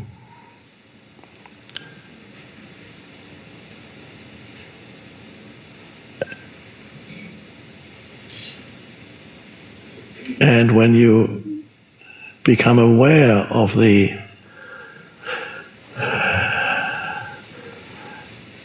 that in you that's looking, without having found any answer, without having found anything, and you're still looking for that thing, God, your true self, where is it? I haven't found it. And then the mind stops. And then you realize all the consciousness behind the looking is what you were looking for. But the consciousness became thought, and then you believed that there's something external to look for. So this is very hard to put into words, but when the mind stops, what's left is just the spaciousness of consciousness, and that is the substratum, to use a geological term, of everything, of all experience. And that is the most liberating thing. The only truly liberating thing is to realize, in essence, you are formless consciousness. And then also the seeking stops. The youth, young people, have to sooner or later manage the world, right? Sooner or later, the world will be in their hands. And I don't believe that we can resolve the current problems from the same level of consciousness. That, in fact, on some level, we have to go to a greater level of consciousness. And so living as a young person in these times, there's so much uncertainty that in uncertainty and unpredictability, it usually creates stress, and it creates anxiety, and it creates depression, and that's what chronic stress does. It's hard to see a future when you're living in those states, because you're more than likely going to believe in something worse that could happen instead of something better. And so there's this resignation that can take place as a result of not seeing a job or a possible livelihood that you can embrace because it hasn't even been created yet. It means that on some level that you have to create it. I really believe that. I think young minds that really look at the current challenges that are taking place in the world and can figure out what better ways to do things, I think that's exactly what creates the jobs that are going to be the jobs that change the future of some of the current problems that we're facing today. So if I were to be a 25-year-old person, or what would I do if I was a 25-year-old person? Wow, I would be really interested in big topics. And I would be interested in all the things that talk about sustainability, a better way to live, both in the countries that we live in our communities, and I think information and learning in your 20s is so important. Like I think you learn in your 20s and you go out and you try it out. You learn it and you apply it, right? That's what you do in your 20s. And you learn and experience. You learn from your mistakes. You learn and experience. I think that's what your 20s really is about. And in your 30s, you start getting the wisdom. Like, I don't need to do that anymore. I've done that. I've outgrown that. And then you start kind of looking in a different direction. So in your 20s, I think it's so important for people to be fully engaged. I was just talking to my son about this just the other night. I said, it's really cool to be with your friends. It's really cool to hang. But man, if you're not investing in yourself, if you're not making different choices, you're not changing. And that's the challenging part, is moving in the direction of whatever you're passionate about, whatever that is.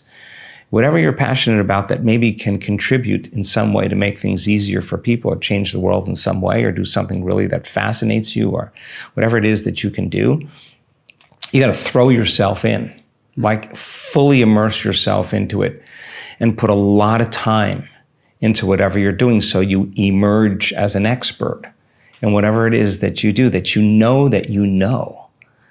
Whatever you're doing by the time you reach your 30s, well, you've experimented enough, you've learned enough, you've experienced enough. You've made choices instead of doing the typical things with your friends.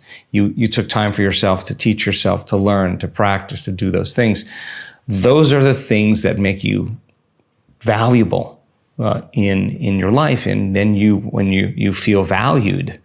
When you're valuable, and that there's an exchange that takes place for your competence, and you become an expert or successful in whatever area that you find your passion in. And so it's so much easier to scroll through TikTok. It's so much easier to get fascinated by something on your device. But if reality becomes about images and stimulation, if that's reality for a person, and it's causing them to think, and it's causing them to feel, and it's consuming their attention, on a more probable than not basis, when it comes time for a person to change, it's going to be really hard for them to change, or when they face a challenge or problem in their life, it's going to be difficult for them to manage their attention. So taking time for yourself in your 20s, and investing in yourself and being able to set your cell phone down, be able to turn everything off, ask yourself, what do I know? What do I want? How am I going to get there? What is my weak points in my life? You do that in your 20s, you have it all worked out by the time you get to your 30s. How can I respond differently to the same problems, same conditions? If I change, my life changes. Okay, so you want abundance and you want wealth, and that's your goal. That's your dream, that's your vision, and you know exactly what that means, the material things that you would have, that your brain automatically creates that. Now just reason this with me. And you're aware that you're not abundant, so you have the lack of abundance. In order for you to become abundant, you're going to have to start thinking differently, learning new information. You're going to have to start making some different choices, and those behaviors better match your intentions.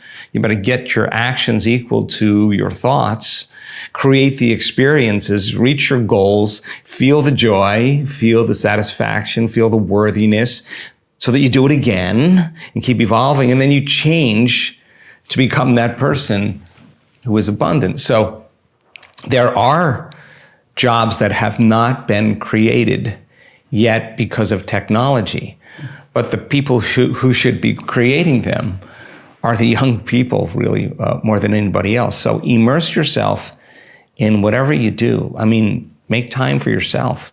Life is hard. Life is not easy for any life form, from the smallest to humans, and it's probably hardest for humans because they have their mind. So you're continuously challenged by external events, and you're continuously challenged by your own mind.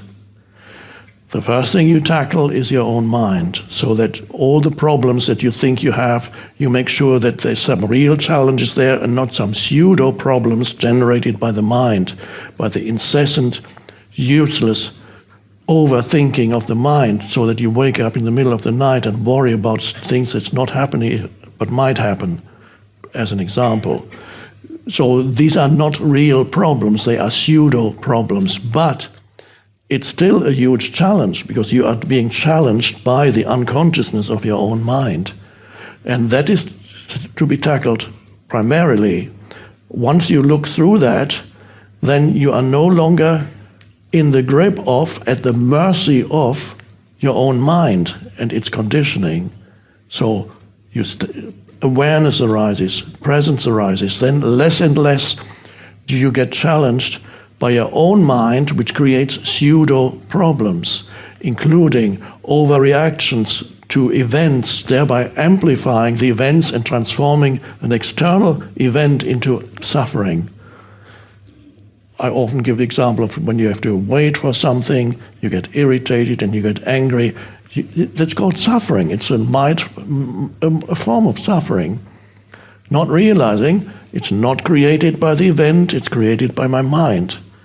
The moment you don't interpret the event as bad, it is as it is, you're not suffering. You might still be uncomfortable, but that's not suffering, it's not misery.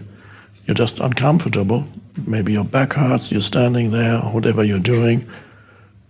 No suffering. The suffering is the psychological level.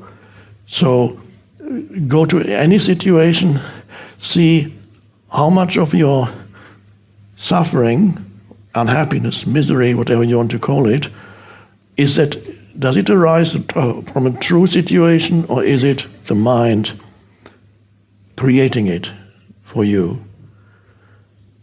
Your entire life, if you see your life as causing you suffering, get out of your life situation right now and realize your life.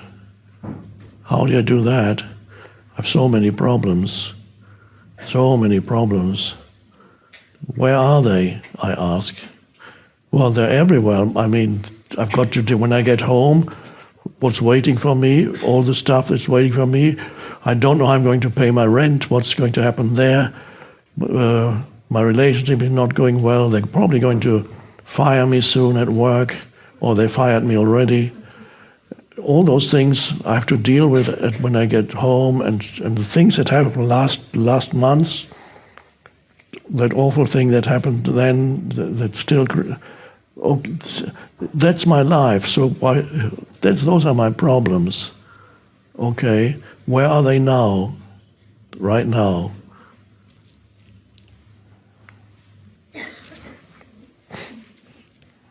I can't see any. So I wrote that in a book somewhere. It's an important question. Do you have a problem now? And in order to give a correct answer, you have to become aware of the present moment. And you have to become aware that you are aware.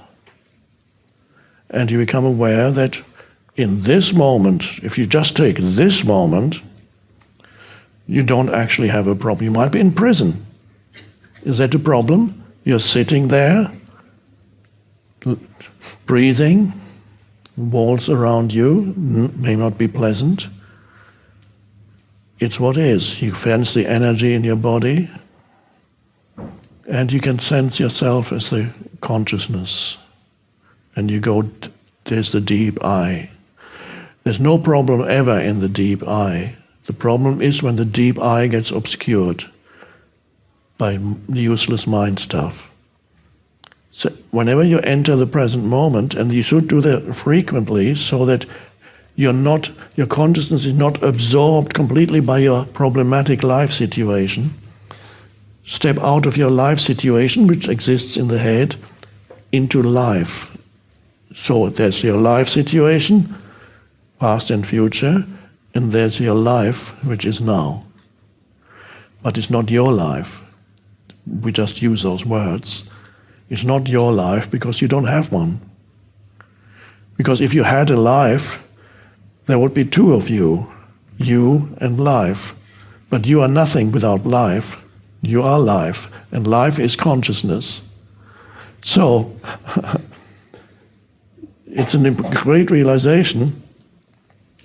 When you talk about my life, you're really talking about my life situation. But you don't have a life, and there's no such thing as your life. There's only life, and you're an expression of the one life. An expression of that one life. You are life. You don't have a life. It's very misleading to think that you have a life, because then you create this duality inside yourself, and you become sorry for yourself. It's a strange duality. I feel sorry for myself. I am a victim of my life. Weird. So there's two of you. There's the life, and then there's the victim. There's the me, and there's the I. I had that thing that night when I went through this spontaneous awakening. I can't live with myself any longer. And then I looked at the thought, I can't live with myself. Who is that self, and who am I? Two people must be here, the self and I. That's so weird. And the similar thing is when you say, I hate myself. And even when you say, I love myself, although I love myself is infinitely better than hating yourself, but when you love yourself, you're still in a certain duality. There's an image of who you are, and you love that image. It's much better than hating yourself. So that could be an intermediate step. If you're not happy with yourself, learn to love yourself and accept yourself. That's wonderful. Put the sticker on your bathroom mirror to remind you that you love yourself. That's great. And then at some point, you go beyond that also. And then all you need is to be yourself. And then you no longer have a conceptual identity that you love. Because then you have a duality there. I love myself. It's like the Narcissus myth in ancient Greece, the myth of the young man called Narcissus, who at that time there were no mirrors, but one day he walked past a pool of water and he looked into that's the myth of Narcissus, he looked into the pool of water and he saw his own reflection in the pool of water, and he happened to be very good looking, and suddenly he realized that he was very good looking, and he said, wow, look at that. That's me. That was the earliest selfie.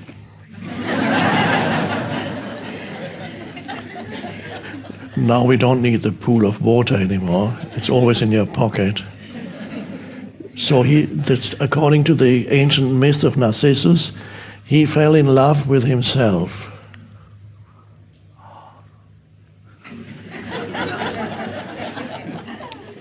Now that would be a good thing according to some people. I really love myself. But it was more of an egoic thing, and what the myth really points to, by the way, his life deteriorated after that, but we don't need to go there. He got punished by the gods or whatever. So yes, of course he did, because what this myth shows is the arising of the human ego, of as you split yourself in two, and there's me, the self, and there's I. So that duality is created. The mental image of me that you have a relationship with. So you have a relationship with yourself, which is very strange, because you're not two. And you love your dog because the dog doesn't do that. The dog does not have a relationship with him or herself. And the cat doesn't either. That's interesting. The dog doesn't love or hate himself. He just is. What about my life? Or self-esteem, I need to do something about my self-esteem. I'm not happy with the way I look. No dog says that. Of course, the dog is below thought. That's why the dog leads a relatively unproblematic life. And you have to rise above thought to become free of that. And then you just, in the present moment, you are yourself. And you no longer have a relationship with yourself. You don't hate yourself. You don't love yourself. You are consciousness. There isn't a self separate from consciousness. There's still some mind activity. Of course, you need the mind. But you don't derive your sense of self from the mind activity anymore. So that there's no self in it. The thinking is no longer invested with a sense of self. It's just thinking. The overcoming process is the becoming process. You know, if you think about it, no matter what it is. But the leap so quick is what's amazing. Yeah. Well, that's because you're fully immersed. Never a time will you sit with you as much as you will to know thyself, right? It's true. So many hours of meditation at these. And so much time with yourself. You have to become so conscious of your unconscious thoughts, the ones that are hardwired in the brain as beliefs that say, I can, it's too hard, something's wrong with me, it's my mother's fault, I'll never change, it's my ex's fault, you know, whatever that is. You got to become so conscious of your unconscious behaviors, how you speak, how you act, if you suffer, if you complain, if you blame, you make excuses. That's not the new person you want to become. You got to leave that person behind. And then you got to look at the emotions that keep you anchored to the past and the story you tell about the past that keeps that memory alive in the body and the past. I say that too. I'm like, the story I'm telling myself is. Yeah. And it's a lie. 50% of it is a lie. That's what neuroscience says. So people are reliving a miserable life that they never even had just to reaffirm their addiction to that emotion to excuse themselves from changing. What they're really saying is, it was that event that happened 10 years ago that changed me, and I have not been able to change since. So if you want to become happy, you got to stop being unhappy.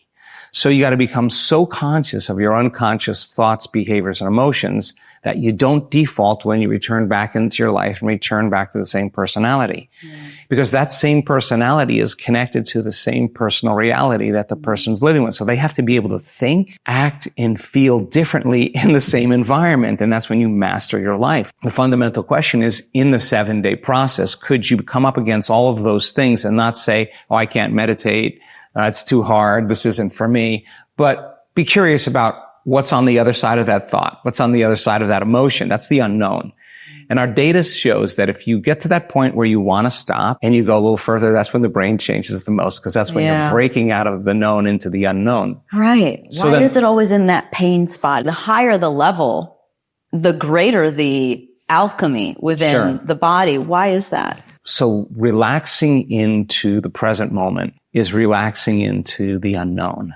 And that's our greatest fear. That is like, the unknown is so unpredictable. It elicits such a survival response. And yet teaching people how to relax into the unknown as they labor for the present moment there comes a moment where you're conditioning your body to a new mind. The body wants to get up, it wants to get aroused, it wants to quit, it wants to do something. It's used to feeling from an experience in the environment, and you're denying it that. It's not eating, it's not smelling, it's not tasting, it's not seeing, it's not TikToking, it's not scrolling, it's not doing any of that stuff. And it's been habituated to rely on all those things to create a feeling. And so when you feel the frustration, the impatience, the resentment arise in your body, that's when people quit. We discovered if you just, like training an animal, settle it back down into the present moment until it's no longer the mind, that you're the mind, it will buck back again and want to have its way because it's been conditioned to feel familiar feelings from the past. If you good or bad, right, especially good or bad, right? It doesn't matter. It just wants familiar. It wants familiar. So if you work into that present moment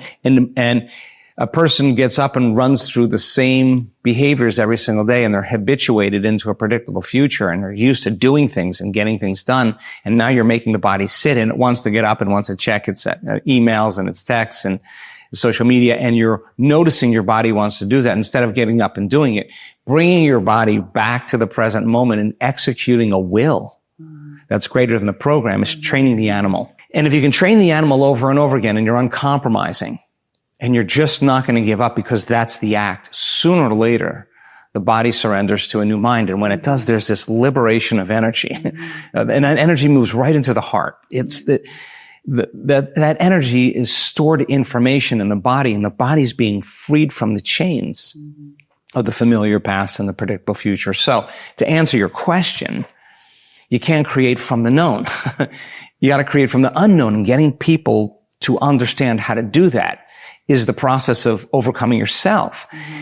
We discovered that the overcoming process is literally the becoming process because the future you that already exists in that timeline, you have to become it. So then you have to overcome the old self to become a new self and embody it. So then the next fundamental question, if you're a pragmatist, is, well, if a belief is just a thought I keep thinking over and over again into a hardwired in my brain, and I'm overcoming these beliefs, it's too hard. I can't meditate. I'll never change. And what thought do you want to fire and wire in your brain? Like, I do believe in myself. Like, I can do this. And remember to think that way. And with intention and with attention, review it in your mind, repeat it in your mind, remember it so you don't forget it. Nerve cells that fire together wire together. You start installing the circuitry in your brain. Keep doing it. The more those neurons fire, the more automatically they fire, the easier it gets. Now you're creating a new belief. That's the new voice in your head that says that I can. Now there's no magic there.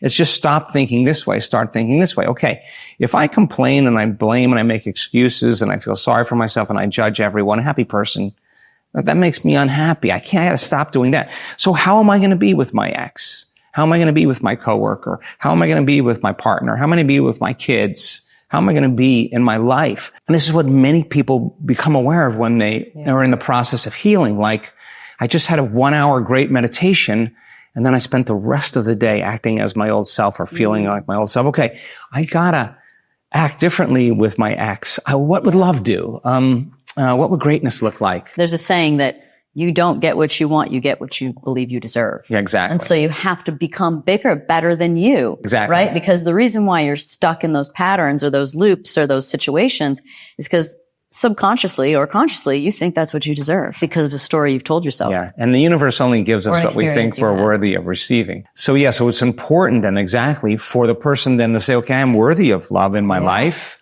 Okay, so how should I act differently? Could I forgive? What would that look like? And the act of closing their eyes and planning their behaviors, mentally rehearsing their actions. Yeah. When they're truly present, you know this, you're an athlete. Your brain doesn't know the difference between the real life experience and what you're imagining. And now you're installing the neurological hardware in your brain.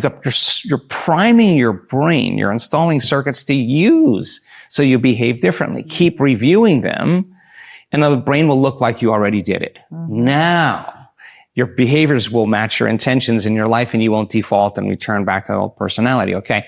If I've been feeling unhappy, if I've been feeling resentful, if I've been feeling fearful, if I've been feeling unworthy, and I want to be abundant, I can't feel any of those things or lack. Or I want to be happy, I can't feel all these emotions. I can feel new emotions. Okay.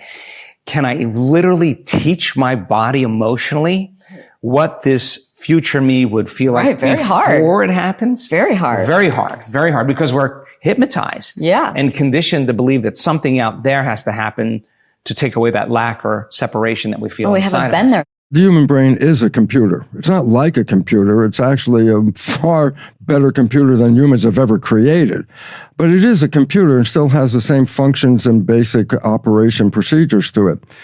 When the old days when we would buy a computer, you'd go home and you push start and it boots up. And then I say, okay, let's do something. You go, oh, no, I can't do anything. I go, well, you got a brand new computer. The point is, no, first you have to put programs in the computer. And then you can access the computer via the keyboard, which is the creative part of the computer. The brain of a human has two parts to it.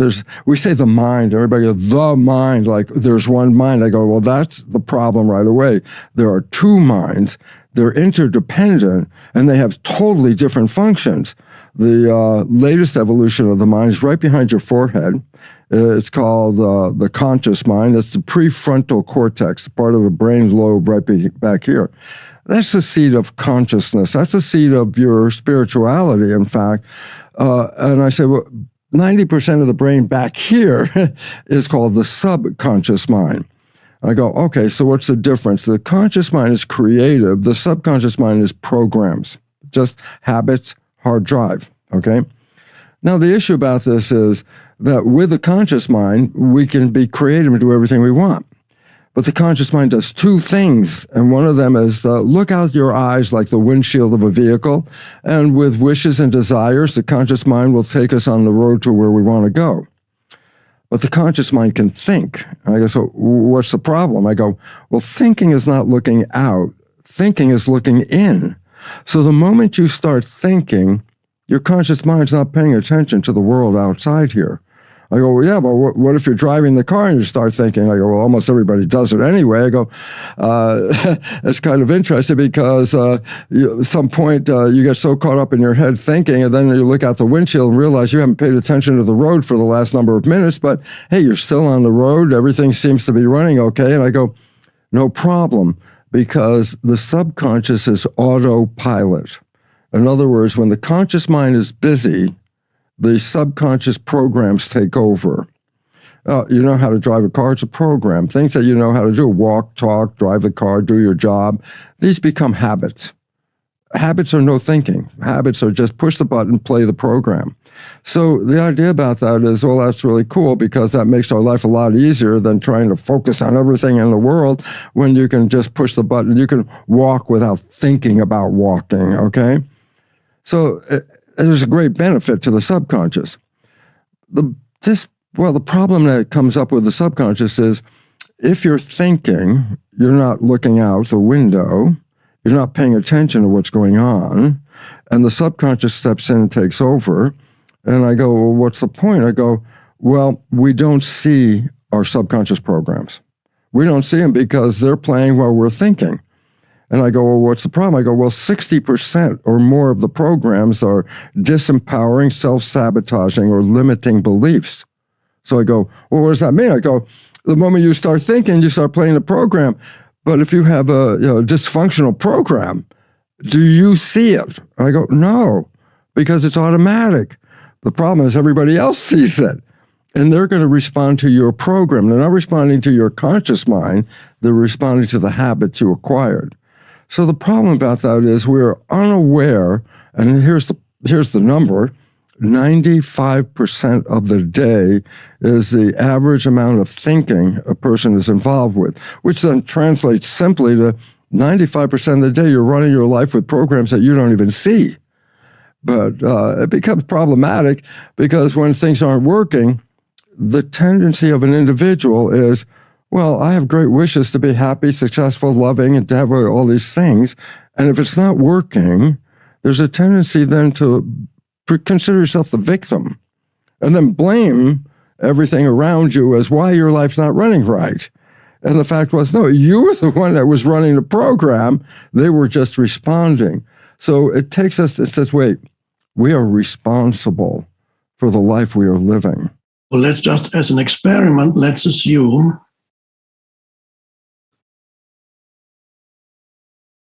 that the next moment is not going to be more important than this one.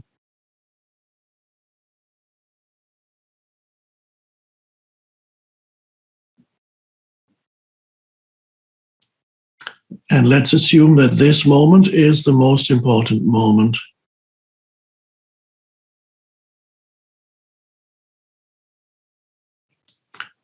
Because obviously it's the only moment there ever is. So it must be the most important.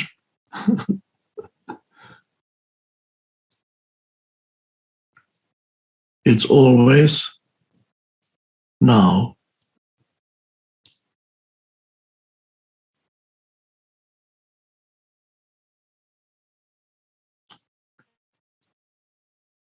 The mind, the thinking mind, makes something else more important. It's usually the next moment, or the one after, or after. Whether the next moment means a minute from now, when Eckhart is finally going to say something meaningful,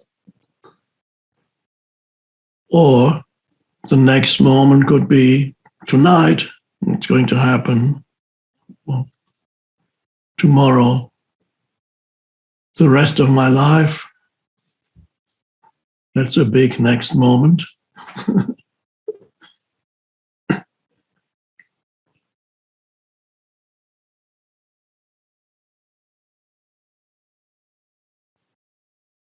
So you become present as you relinquish, give up waiting.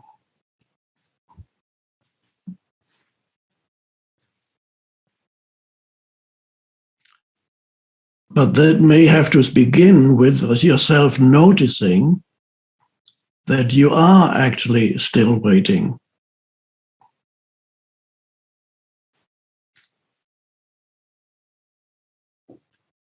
You may be waiting for your ability to give up waiting.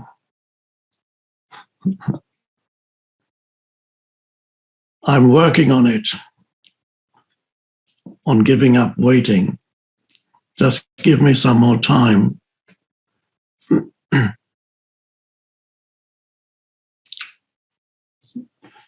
So waiting is a state of consciousness, the normal state of consciousness. And as you give up waiting, you become present. That's an enormous shift in consciousness.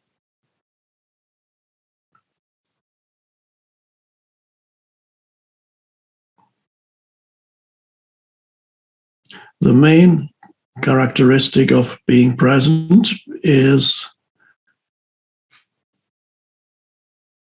the thinking mind slows down or dissipates completely or recedes. Thinking is replaced with awareness. Before there was thinking, one thought after another, always to do with future and past and more future. Future for most people is more important, but other people carry so much past in their mind that the past is more important than the future. That happens also. It's a terrible burden to carry if the past to you obscures the present, just as the future can obscure the present. For some people, the past has such a heaviness to it that it obscures the present, and whatever they experience through the heavy, dense veil of the past that they carry in their mental, emotional field that makes up their identity. That's me.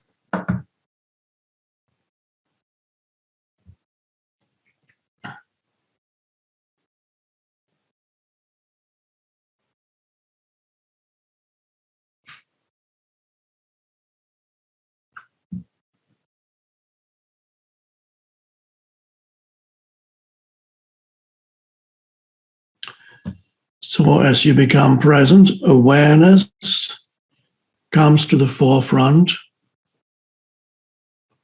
Awareness is conscious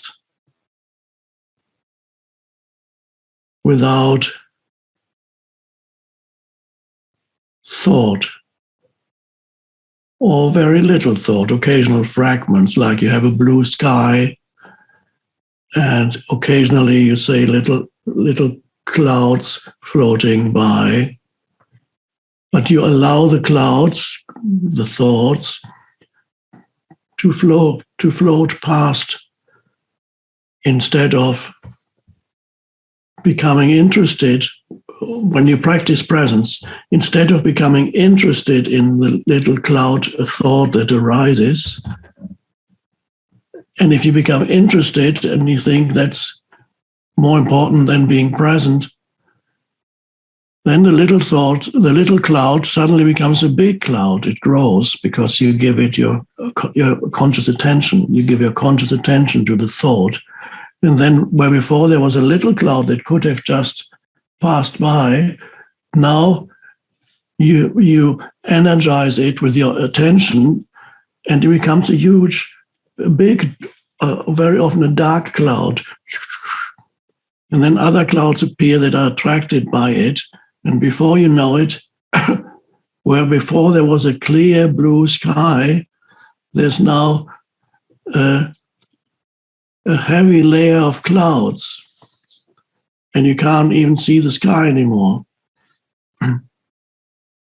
You become immersed again in mental noise.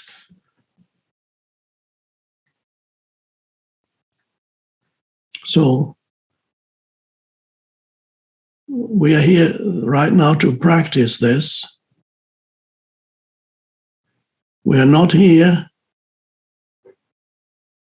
to figure out mentally, conceptually, what it is that I'm talking about.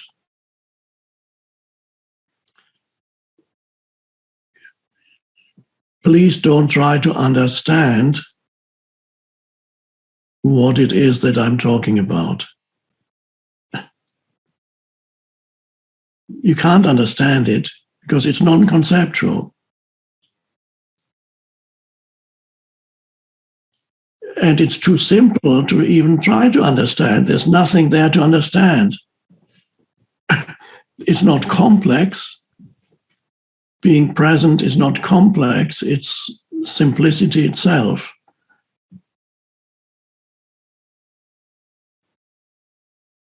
So you don't understand it, but you can know it in your own realization. Then while I'm talking, you know what it is that I'm talking about, because you are realizing it in this very moment. And as a little help,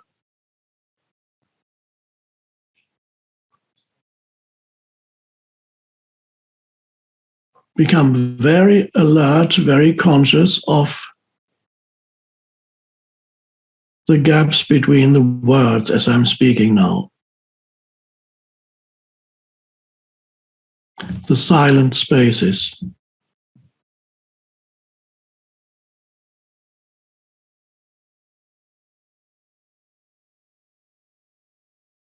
Be aware of the silent spaces. Why is that important?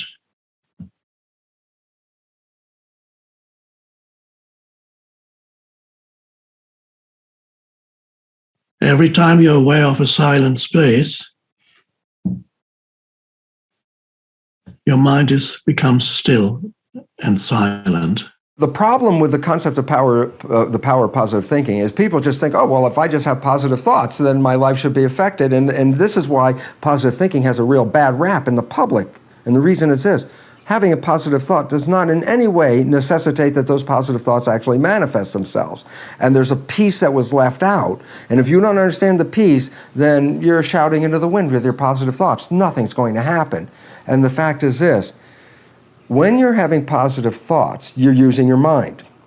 The new biology reveals that the invisible forces that collectively we refer to as mind, that these form a field which shape biology. Well, here's what's important. Yes, the mind influences biology, but there are two parts to the mind that are completely different than one another, yet they work together. We confuse them, we tie them together, and yet they represent two entities working in two different fashions. There's the conscious mind and what is called the subconscious mind. Now, here's what very important, people have to know this, okay, and here's what it is. The conscious mind is our creative mind that is connected to our personal identity and our spiritual selves. That makes us all unique. Each of us has our own personal conscious mind. But what becomes very significant is this, is the subconscious mind is equivalent to a tape player. It's exactly what it is. It records experiences and then plays them back. And so now let's take a look and say, well, wait, there's a thinking mind, and then there's a tape player mind. And what's different about them is very profound. So let's talk about two fundamental differences first. The tape player, the subconscious mind, as an information processor, as the equivalent of a computer, is 1,000,000 times more powerful an information processor than is the conscious mind. So when you look at the power between the conscious and subconscious is 1,000,000 times more powerful. Number two, on a day-by-day basis, the subconscious mind runs our biology about 95 to 99% of the time. So while you're having all these wonderful thoughts, that's not the conscious mind's not running the show. It's a subconscious mind. Then comes the issue is, well, the subconscious mind got programs in it. Yes. And the subconscious mind is not evil or good. The subconscious mind is a tape player. As much as you can say, okay, here's a tape player. It's good or bad. The tape player is not good or bad. The programs can be good, and the programs can be bad. So blaming the subconscious mind as a negative thing that's the first mistake. It's a tape player. The programs that we got, that's the source of the problems that most of us face. And these programs could limit our abilities and take away our powers, which essentially they do. Now, the relevance about positive thinking is this. Positive thinking is a creative thought that comes from the conscious mind. Okay, so I sit here and I'm going to have all these wonderful thoughts. I'm going to close my eyes and visualize all these wonderful things. Now stop and go back to the mechanical character of it. I'm having these thoughts with a little tiny processor called the conscious mind, and I'm competing with the programs that are in the subconscious mind. So if I have a thought for being healthy or being in a good relationship, and I'm doing positive thinking, and at the same time, I have acquired programs in my development that said, you're not as healthy as you think you are, and you're not that good a person to have those kind of relationships. Then look, I'm now pitting my positive thoughts against my programs, and they're opposite. But this one works on a little tiny processor, and this processor is 1,000,000 times more powerful. So right away, it's like, who's going to win in that challenge? The answer, of course, the subconscious is going to win, okay? But here comes the other part. While I can try to maintain positive thoughts in my life using my conscious mind, this conscious mind only operates less than 5% of the day. That says 95% or more of the day, I'm operating from the other belief system. The point is, do the math. How powerful are positive thoughts? And the answer is, unless the subconscious has the same programs in agreement as the conscious mind, power of positive thinking will not work. It will not work because you're competing against a much more powerful processor. As a young person, I could rally and be a jock, and I could rally and be with the smart kids. I could rally with different people. But really, my two theories in my 20s, my late teens and early 20s, was take the value and run. Whatever it is, whatever that value is, you take it and use it and run with it and make it up as you go along. Mm-hmm. Just make it up and just figure it out as you go along. You'll figure it out. Just keep going. And so I've always been an immersive personality. If I did martial arts, I did martial arts every day. If I did yoga, I did yoga every day. And if I was going to do it, I was going to do it for the intention of getting really good at it. Otherwise, why would I do it? All in. So for me, I kind of did that, whatever it was that I was interested in.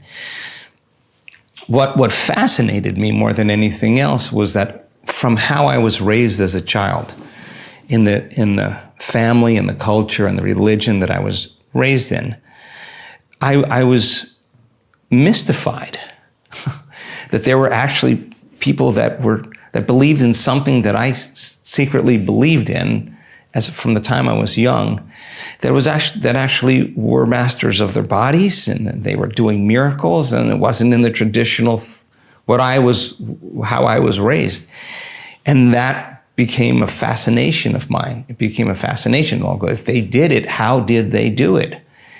And so my interest in stepping out of whoever I could rally with was just because I wanted to learn more about that. Then that just was all predictable to me. You know, I left, and I started this kind of immersion process, and I wasn't afraid then to try it out, because my parents used to say to me, if anybody else could do it, you could do it. And so I would be like, okay, well, how did they do this?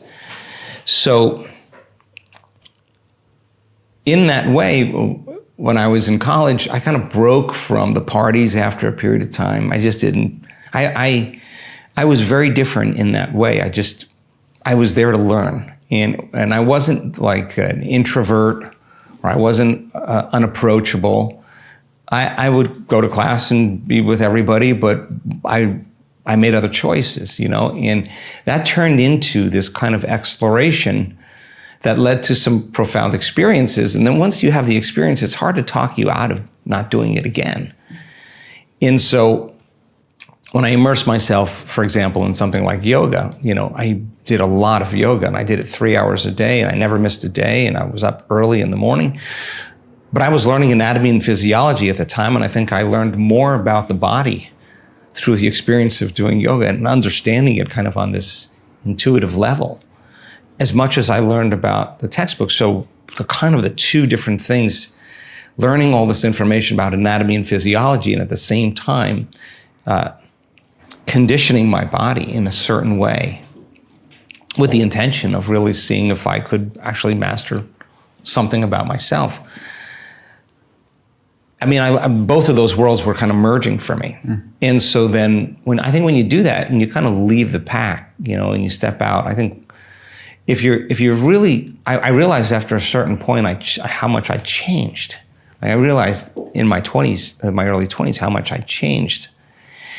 And I think, you know, the investigation of hypnosis and everything else was just kind of the side effect of, well, I saw people doing hypnosis and seeing them doing some pretty amazing things. Was it similar to what those masters were doing? What is the subconscious mind? And, you know, then it kind of led me in another direction. So all the time I was changing. That when I kind of emerged and was ready to go out into the world, I felt like I put in my time, and I knew exactly what I wanted and what I was doing. You knew yourself, in other words. Yeah, I mean, you know, and then I thought I was done, you know, and then, I mean, I was run over by a truck, you know, and then I thought I was done then, you know, and it's just been kind of these ongoing, you know, experiences that kind of lead me in different directions. What is the drive? What is it that you really want on this planet? Is it that big giant bank account? No, because you could be the most lonely son of a gun that ever existed with all the money in the world. That didn't give you the life you wanted. What was the life you wanted? Love, number one. Love, harmony, peace. Where are you going to get that? Is it money? Well, money helps for some people to get that. But if you don't have, I go to India a lot, okay? I was literally about to bring up India, but go for it. I go to India a lot, and it's interesting because some of the richest people in the world are there, and right next to them are some of the most poorest people in the entire world. Do you know what's the interesting part? The poorest people, and I see children in garbage piles looking for food, trying to avoid the cows and the pigs that are also in the same garbage pile. With big smiles. Big smiles and their joy. And I was like, how can these kids be happy picking garbage out of a garbage dump to survive? And the answer is because something else is giving them happiness. It's not that physical thing. It's the idea of family. It's the idea of community. It's the idea of being around people who are supporting you and giving you the joy and all the happiness. In this world, you have to be careful with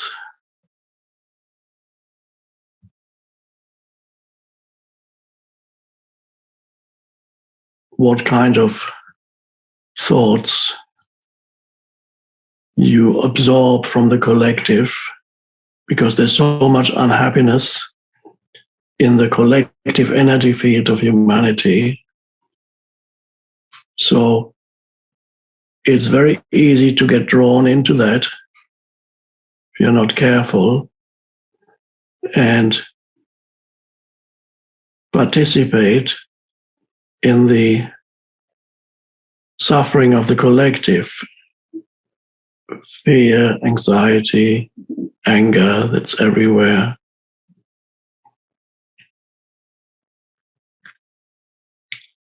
It's also very easy to be affected by certain thoughts that can take over your mind, that come from the collective, thoughts and thought patterns. Anybody who is not sufficiently present, sufficiently aware, is susceptible to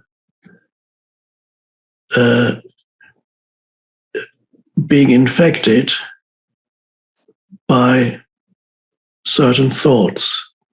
The mind, certain thoughts become lodged in your mind. Every thought is an energy formation, like you could say a little entity. The thought gets lodged in your mind and attracts associated thoughts and becomes a bundle of thoughts. And without awareness, you identify with the thoughts, and then you are being possessed by certain thoughts. They may arise from your personal, but very commonly they arise from the collective. In your personal life, you could develop some kind of thought that of an obsessive nature that occupies your mind, and you can't get rid of it.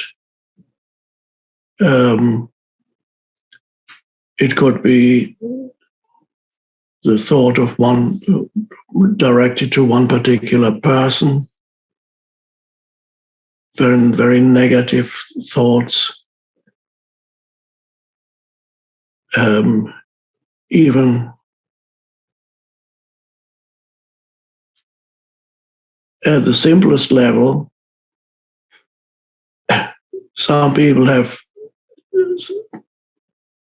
you can have a melody that you can't get rid of in your mind. You can have a whole day or 2 days and you can't get rid of this thing that's in your mind. It repeats itself again and again.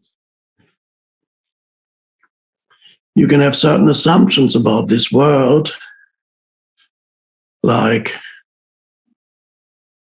they may be totally absurd and irrational, or there may be some truth to it, but only there may be an aspect of the truth.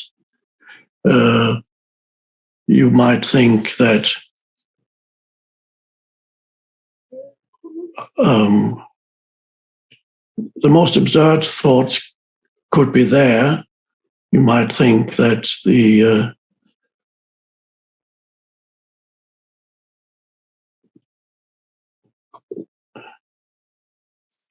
extraterrestrials are already here. Well, they may be, but and every other human is actually an alien, and you just have to look at them carefully to figure out whether they are aliens or humans, and that could I'm not excluding the possibility that some aliens may be here, but I'm talking about obsessive thoughts that are probably not correct. And then it colors your subsequent perception of reality, gets totally colored by the obsessive thoughts, and it can explain everything in those terms. All the evils of the world have suddenly one explanation. Another one that's also in the collective, you can have a thought that the entire world is divided into oppressor and oppressed. Any human being either belongs to the oppressors or to the oppressed. That was an idea in communism, in economic terms, in terms of social power. They divided humanity into oppressors and oppressed. And then you can look at any human being and to me that he's oppressed, he's an oppressor. Now, thing is, of course, oppressors and oppressed have existed, and to some extent in some areas still exist. But to take one fragment of truth, because the totality of human life is much vaster than that, this is one aspect. But if you take one aspect that then occupies your mind because of lack of awareness, you are possessed by a thought. And this thought says the entire world, this is just one example, it could give many examples. The entire world is the essential identity of any human being is either they are oppressed or they are the oppressor. Now, of course, if that is the thoughts that dominate your mind, then obviously you would probably regard the oppressed as the good ones and the oppressors as the bad ones. So that simplifies life enormously. You immediately can decide who is good and who is bad. And you are probably good, presumably. Even if you are an oppressor, traditionally, you now recognize your sins, and you will atone for your sins of being an oppressor, and you side with the oppressed, and therefore you become one of the good people. Okay. So we had the same phenomenon in very extreme form. We all know about Soviet communism. We know about Chinese Mao Zedong Cultural Revolution, quite a crazy time period. We know National Socialism in Germany, all the evils perpetrated by all these collective delusional systems that divided people into good and bad, entire groups, gave them an identity. I was in Cambodia a few years ago and visited the death camps of where Cambodians it's a small country, so not many people are familiar with the recent history of Cambodia, but they had an extreme communist regime under a mad dictator called Pol Pot. And in that extreme communist regime, Cambodia experienced dreadful suffering. 1/3 of the population was killed by their own government because they were the oppressors. An oppressor was anybody who could read and write, because obviously they were exploiting the peasants. Anybody who wore glasses, would immediately, like that's right, oppressor, they would be sent from the cities into the countryside to work on the fields where they didn't have enough food, and most of them starved.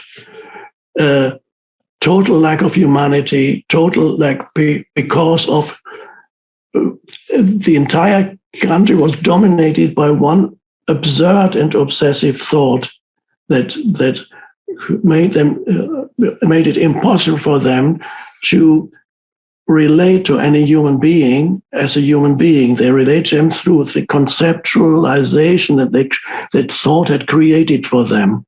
They couldn't sense the humanity, the being of the other human anymore, the moment they had imposed a conceptual identity on them. This is an extreme example of what can happen to you when you're taken over by certain thoughts in your mind. This is not to mean that, of course, oppressive and oppressive existed and exist, but it's not the entire explanation. There are many other facts in this life. But I'm saying all this because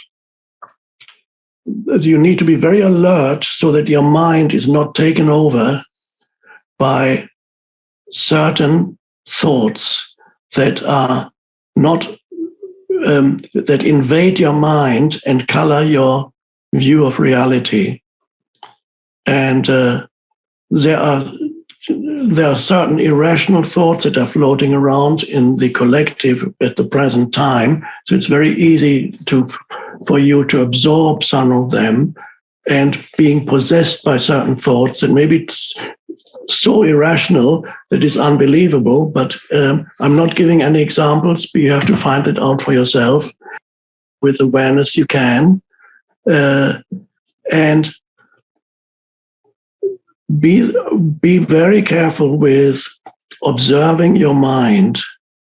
Be there as the witness of your mind so that you don't get taken over by certain thoughts, that your mind does not get taken over by certain thoughts.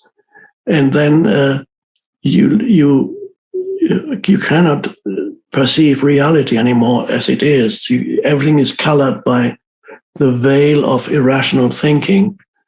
So nowadays, these things can spread very quickly and easily, these irrational things. In the past, they were confined to either one country or one area in a particular country. But nowadays, certain irrational thoughts can go through the entire world, through the technology we have, and can quickly affect millions of humans all over the world. So in the past, you had it, as I said, limited. Let's say the hunt for witches in the past are totally absurd and irrational. It's a mental disease that affected certain countries or areas in certain countries, and this mental disease then.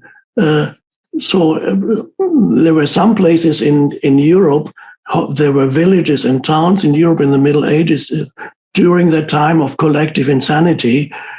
There were almost no women left in some villages and towns at that time, because they had all been burnt or drowned because they were called as witches. Absolute insanity. So don't underestimate how insane humans can become. The only antidote that you have against that is awareness, so that your mind does not get affected by mental virus. The awareness is aware of what your mind is doing, so that your mind does not get occupied by one particular way of thinking, which is probably irrational.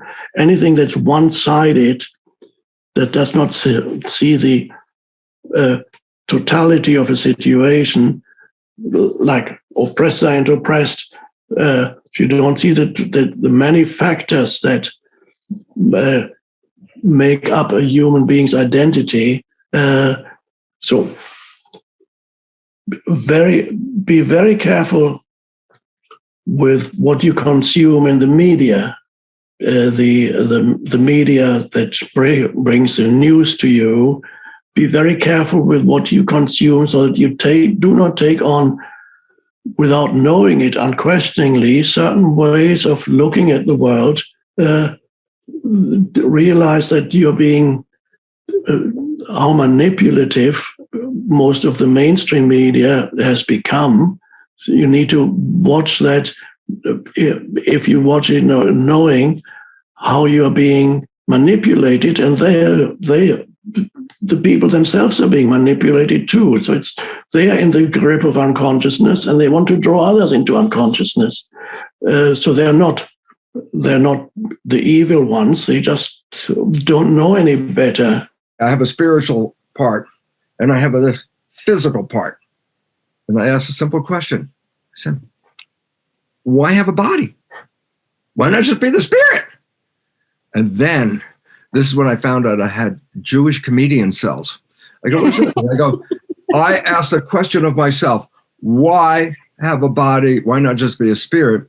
And 50 trillion cells in my body welled up with an answer. And I said, the answer, what was I said? I asked a question. The answer came back in the form of a question. That's where the Jewish comedian guy came in. I asked, why have both a spirit and a body? And the cells answered with this, quote, Bruce, if you're just a spirit, what does chocolate taste like? And all of a sudden I said, oh my God, that was the most profound thing in the entire world. I said, why? Because this is like a virtual reality suit. I can see with these eyes. I can smell, I can taste, I can hear. And I go, so why is it relevant? Well, as I said, the question came out, if you're a spirit only, and Sadhviji and I are in the spirit world, and we're saying love is such a beautiful thing, it's the harmony and the connection and everything. I said, yeah, but what does love feel like? You go, as a spirit, how the heck do I know? I say, oh, you have to have the chemistry of the body and a nervous system that translates the chemistry into sensation. Sensation is not chemistry, it's electromagnetic vibration. It's a broadcast. And I say, so why is it relevant? So we had one little part. I go, what? We think our thoughts are in our head, and so we put wires on our head called the electroencephalograph, and I can read your brain activity. I go, yeah, inside your head, you got all this consciousness going on. And then I go, there's a new technology, it reads brain activity as well. It's not electroencephalograph, EEG. It's called magnetoencephalograph, MEG. And I go, so what's the difference? They both read consciousness. I go, yeah, and what's the difference? Magnetoencephalograph, the probe is out here. It doesn't even touch your head. I go, stop. I say, why? You're reading my thoughts out here? And all of a sudden it's like, my thoughts are not contained in my head? No, they're broadcast back to the field. I go, I can read your thoughts from out here. So whatever you're thinking, positive or negative, or I can do this, I can't do that. So it's not staying in here. It's going out into the world and the universe around us. And then I say, so what's the relevance? There's something called resonance. When two things are in vibration, if one vibrates, the other one will vibrate. Okay? And if they're not in harmony, one vibrates and the other doesn't do anything. So I say, so what does it mean?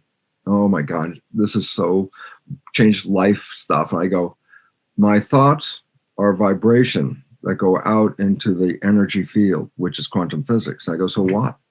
I say, my thought will only vibrate and resonate with something that matches the thought. If I send out a thought of love, only elements that are in love, that vibrate in love, will respond to my thought because we're in harmony, we're in resonance. If I send out a thought of fear, negative and scare, and I can't do this and I'm afraid, I said, what do you think is going to vibrate? I said, love is not going to vibrate. Only things that you would be afraid of, things you would be, have fear over, they'll vibrate. And I say, so put it all together. Oh my God, we're creators. And we come in to this body to create. And that what we create and what we experience is not kept in us. Our mind translates it into electromagnetic vibrations that go back to the field. And that integrates with our spiritual vibration because they're the two in resonance. I'm in resonance with the spirit, and the spirit is in resonance with the body. Why? We're using the same vibration. So our lives make a difference that we live here. And I say, what? First of all, we're creators. We're very powerful. I go, until a creator is programmed not to be powerful. And then that creator, by programming, will say, okay, I'm not powerful, and give up our power.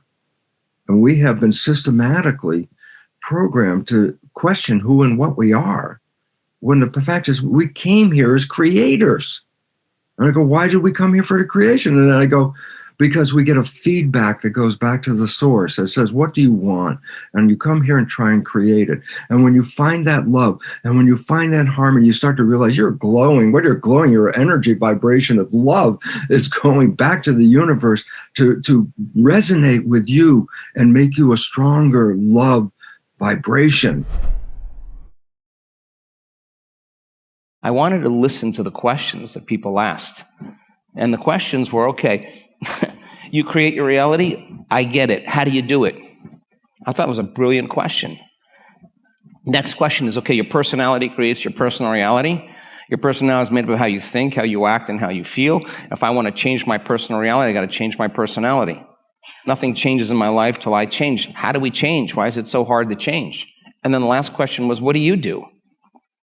And so we started teaching these events, around the world and giving people some tools and basic neuroscience and epigenetics and brain waves and electromagnetism, building a model. And, at the end of an event, people would say, I feel a little better, I have a better sense of well-being, but we weren't seeing any dramatic changes in people's health. And then it took about a year. And I was running these events, and every time I'd run an event, someone would say, can you do another one? So we did a more evolved version, and then we did another evolved version, and then I said, I don't know anything else. I don't know anything else. And then I started having profound mystical experiences, and that changed my view of the world dramatically.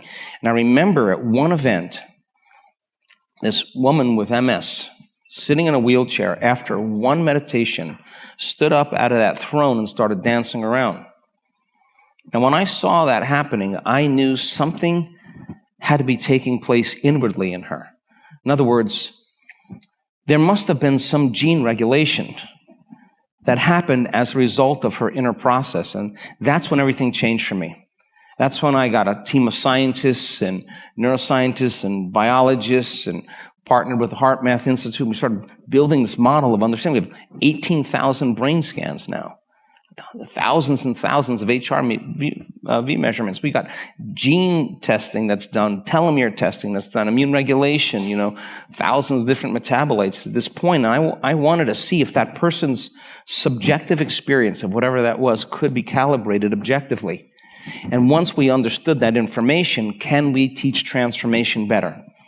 And if you can do it and capture that information and teach transformation better, you can shorten the distance between really the thought and the experience of what a person wants. And I think that the science has become the contemporary language to demystify that process. And once you use tradition or culture, religion, divide an audience, but science creates community. And people want to use that as a language now. It's the contemporary language. You communicate with your patients in terms of science. I mean, how many people here run a clinic and the first thing you say to a patient when they start talking about their health condition is, that's not true. I used to say that every day. That's not true. That is not the truth. So then that information then that people are beginning to understand is theoretical and philosophical. And now, there's too many testimonials. I mean, we're just talking backstage. Every single day we have something that challenges my belief. That challenges my belief in what's possible. And when I see the scientists running the same study over and over again, he's running the same study 5 times over again, then changing the study and running it a different way and getting the same result. I know he's changing his belief right there. I know she's changing her belief. They're looking for something else to occur, and it actually doesn't. This is new information. It's a discovery. Many of you are being called upon to teach. In the Course in Miracles, it says that the moment you start living it, you become, they call it a teacher of God. That's fine if you don't make it into a conceptual identity. It's always a danger. So if I tell you, from now on, you are a teacher of God, the ego goes, oh, I have a new identity. I'm a teacher of God. Of course, that only works if others are not a teacher of God, because if everybody is a teacher of God, then the identity collapses. So I don't necessarily recommend that you think of yourself as a teacher of God, but you will notice that situations that you go into Your state of consciousness affects the situation. Your state of consciousness affects the people you're with. And that's one level of teaching. Even if you don't say anything, your state of consciousness does affect your surroundings. It also affects others that you never meet, because at a deeper level, all of human consciousness is a totality, is connected. And then there's another level of teaching where you actually, people come to you and ask questions. And many of you are already in that position, perhaps because you're already practicing, you're already working with people in whatever capacity, as body workers, as counselors, as teachers, whatever it may be. So many of you are already spiritual teachers, formally or informally, and some of you will become formal spiritual teachers if you're not already. And if you're a formal spiritual teacher already, it's fine. You're just here to enjoy yourself, and that's great. So, knowing that the most important function in your life is to embody this consciousness, and whatever your life situation is, you bring it there. You don't need to think, I need to change my life situation in order to be able to be present. If that is the case, be present wherever you are, even if what you're doing now you may not like that much, or think it's not important enough, or you would rather be doing something else. Give your fullest attention to what the little things that you're doing, rather than waiting for something really significant to happen in your life. The big thing, as the expression goes, I'm waiting for the big break. I'm waiting for it. It's going to come. Many people live like that. It may come or it may not come. It doesn't make any difference. The big break is another mental concept that doesn't have that much meaning. The big break, I've had the big break. What does it mean? It means every moment is still very simple. I sit somewhere, I speak, I walk from here to there. There's just still the simplicity of every moment. I sit, I speak, I stand, I talk, I lie down, I breathe, I eat. This moment is there's nothing big. If I go to give a talk to 2,000 or 3,000 people, there's to step into the car, I sit, I look around the streets being driven. There's only just the simplicity of this moment. There's not a big thing that would be a mental concept in the head. And then I get then I sit in the green room waiting. It's still 20 minutes to go, but it's fine. That's only the present moment. Breathing, being nobody in particular, not developing the mental concept, I'm going to do this big talk. No, just this moment. Big talk is a mental concept. And then you step onto the stage, one step at a time. Don't think, no thinking, no thought, just one step, another step. Oh, there are all these people. Oh, you look. Oh.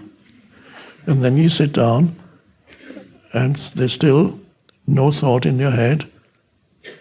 And then a thought comes. There's nothing big about it, unless the mind creates a narrative around it and says, this is huge. It's a huge thing.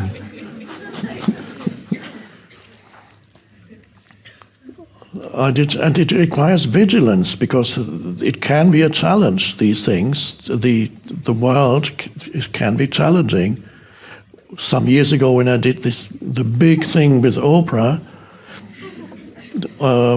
again, everybody would have said, wow, you're doing that, and now you arrive in Chicago and they pick you up, and then you go to the Oprah studios, and the whole world is tuning in. They're sitting on these monitors, all these people, and so it's this huge event on the internet, the webinar with Oprah, amazing. And this requires real vigilance, so that you don't leave the present moment. Just stay with the present moment. Otherwise, you build up a huge mental structure that will make you uneasy, and you start to believe in these things. The power is only there if you can stay centered in the now, in particularly in those situations. Stay centered in the now, and then just little moments. And there comes Oprah, and you give her a hug in the now. Okay, it's fine.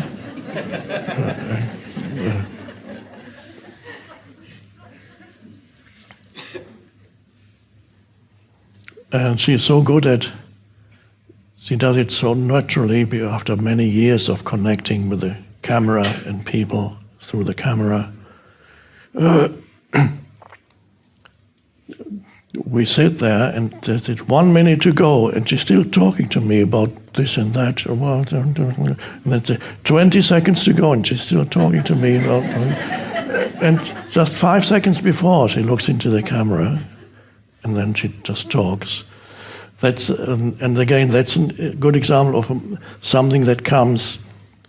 It takes her over too. There's a presence that comes the moment she connects with the camera or the people. Something acts through her, something speaks through her, and that's the power that she discovered when some of you may know the story, and she might have told it on the webinar, and some of you remember that webinar from years ago that we did. But it's a meaningful story. It's a simple story, but meaningful. How she discovered her own power. She was in her early 20s, and she was a newsreader at a TV station in a southern Oklahoma or somewhere like that. And her great aim in life, her ambition, was to become like Barbara Walters, who was a famous TV personality in the United States, very famous Barbara Walters. So in her early 20s, I want to be a Barbara Walters. I want to become like her. I want to be as famous as her. So that was her great ambition. And one day she was reading the news and she was reading, of course, when you read it on the prompter, and she misread one word. So she had this wonderful persona built up as the newsreader, and the image was Barbara Walters. I'm Barbara Walters. And she read, and she mispronounced one word. She stumbled. The word was Canada, and she pronounced it Canada. And that stopped her in her track, and she said, on the camera, she said, "Did I just say Canada?" I meant Canada. And she noticed something at that moment, and there was a power suddenly there that wasn't there before, because the role had collapsed. Her ego was playing a role. The role she was playing unconsciously had collapsed because she made that mistake and then admitted she made a mistake, and she could feel it felt so much better not to be playing a role. So when the role was disrupted, that was the first time she connected with, this is my interpretation, she didn't add that to the story. That was the first time when she connected to the power within her, which was beyond ego. So the role had to collapse. And then she changed.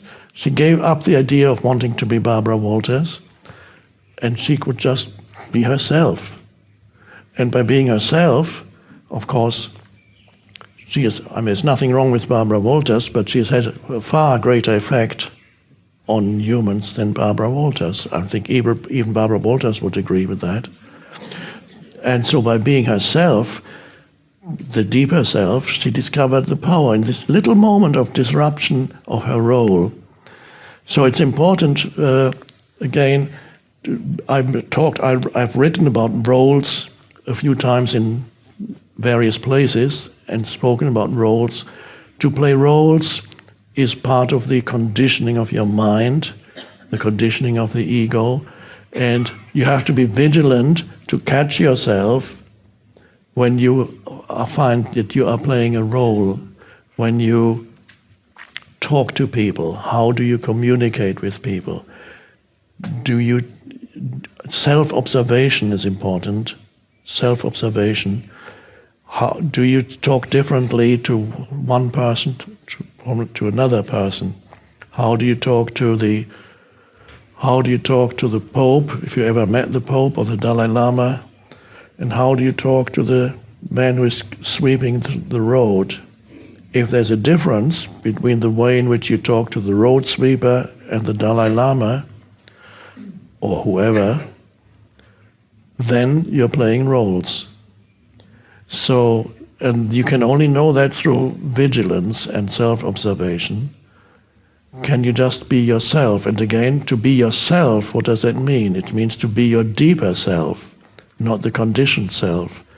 Be yourself in any situation. Be connected with that and come from no thought, so that while you interact with another human being, there's that spaciousness in you. While you listen to another human being, listen through the spaciousness within you. And then the words come out of the spaciousness directly. And then the wonderful thing happens, you talk to the Dalai Lama in exactly the same way as you talk to the road sweeper. That means you're free of roads, and that's a wonderful discovery. The world is in a state of evolution, and what I mean by evolution is not a physical evolution. Humans are not going to change into something different. The evolution that we're really experiencing now is an evolution in consciousness. A consciousness that has in the past separated us as individuals. A consciousness that has been programmed with a belief that life is a struggle and that we're out here to survive. We have to be in competition with each other and undercut and undermine. And we were acting as individuals, looking for our own individual power. But in today's world, there's a new understanding that the evolution is an evolution of consciousness, an evolution of an expansion of we are more than just these physical entities, that there is an energy involved. In Newtonian physics, the conventional ones that most people have learned, atoms are physical particles, like little granules. But in 1925, physicists came to another understanding because they said, so what are those particles made out of? You called atoms. And they went inside. And they found there were smaller so-called particles, electrons, protons, and neutrons, but that still wasn't the quest, because what are they made out of? And that's when the world changed. Because when quantum physicists started to say, what is an electron or a proton or a neutron made out of? It's made out of energy, not physical, no substance. An atom is like a nano tornado, a spinning force field. There's an illusion that we are physical entities. You're an energy field. And I go, so what the heck difference does that make? And I go, well, here's the interesting part. Particles, I can separate. Here's a particle, here's a particle. Let's talk about one particle. Energy just mixes all together. I'm sitting in a field of energy right now. So if I'm made out of energy, which I am, does it mean that the edge of my energy stops right here? And the answer is no. In quantum mechanics, I'm an energy field. Wherever I go, I'm like a broadcasting an energy. Wherever you are right now, you're broadcasting energy. And so in a Newtonian world we grew up with, this is separate from this and that's separate from this. And I go, in a quantum mechanical world, nothing is separate. Everything is an energy field with no borders to it. So what I do in my world is not just what I do in my world. What I do in my world is broadcast to everything else. And if it resonates or is in harmony with you, my energy can affect your energy. Or my energy can actually cancel your energy. Everything is interconnected. The chair I'm sitting on is energy. The air I'm in breathing with is energy. I'm energy, you're energy. We're all connected in this energy. But the fact is, energies are communications. And we vibrate and broadcast just like a radio. We're broadcasting who we are out into the field, and we alter what's going on. It is beyond language. It's a communication. It has nothing to do with words. It's an energy that's available if you just want to feel it. And I think that's the big issue. Feelings. Because feelings are telling you, you feel good? Yes, I'm having more energy. You feel bad? You feel weak? I'm having less energy. And I say, why is it relevant? It's more powerful than words. Energy can tell me, am I with people that are supporting me because I feel good around them? Or do I have a little quasi feeling of this, it doesn't feel right to me? So we have a new world that we're coming into, and it's based on the energy. And if you can read energy, you are being guided. If you can't read energy, you don't know what's going to happen next. If you follow the words, that's where we have been sold a bill of goods, where people say, yeah, these are good words, what do you think? And then I'll buy that because the words. And I say, yeah, but if you ever stop long enough to say, how do you feel about it? Not what you hear about it. It empowers you beyond anything in the world. So the wake-up call now is, yeah, listen to people, fine, but feel. Feel it, people. Feel where you are. Feel, is this what I want to do? Do I want to do this or I want to do that? I say, you can ask your head and rationalize anything. But I say, don't ask the question of your head. Ask the question of your heart. Your heart is the monitor of the vibration. Your heart will give you an answer more accurate about anything in your world than your rational thinking will. For some more incredible Dr. Joe motivation, check the video right there next to me. I think you'll love it.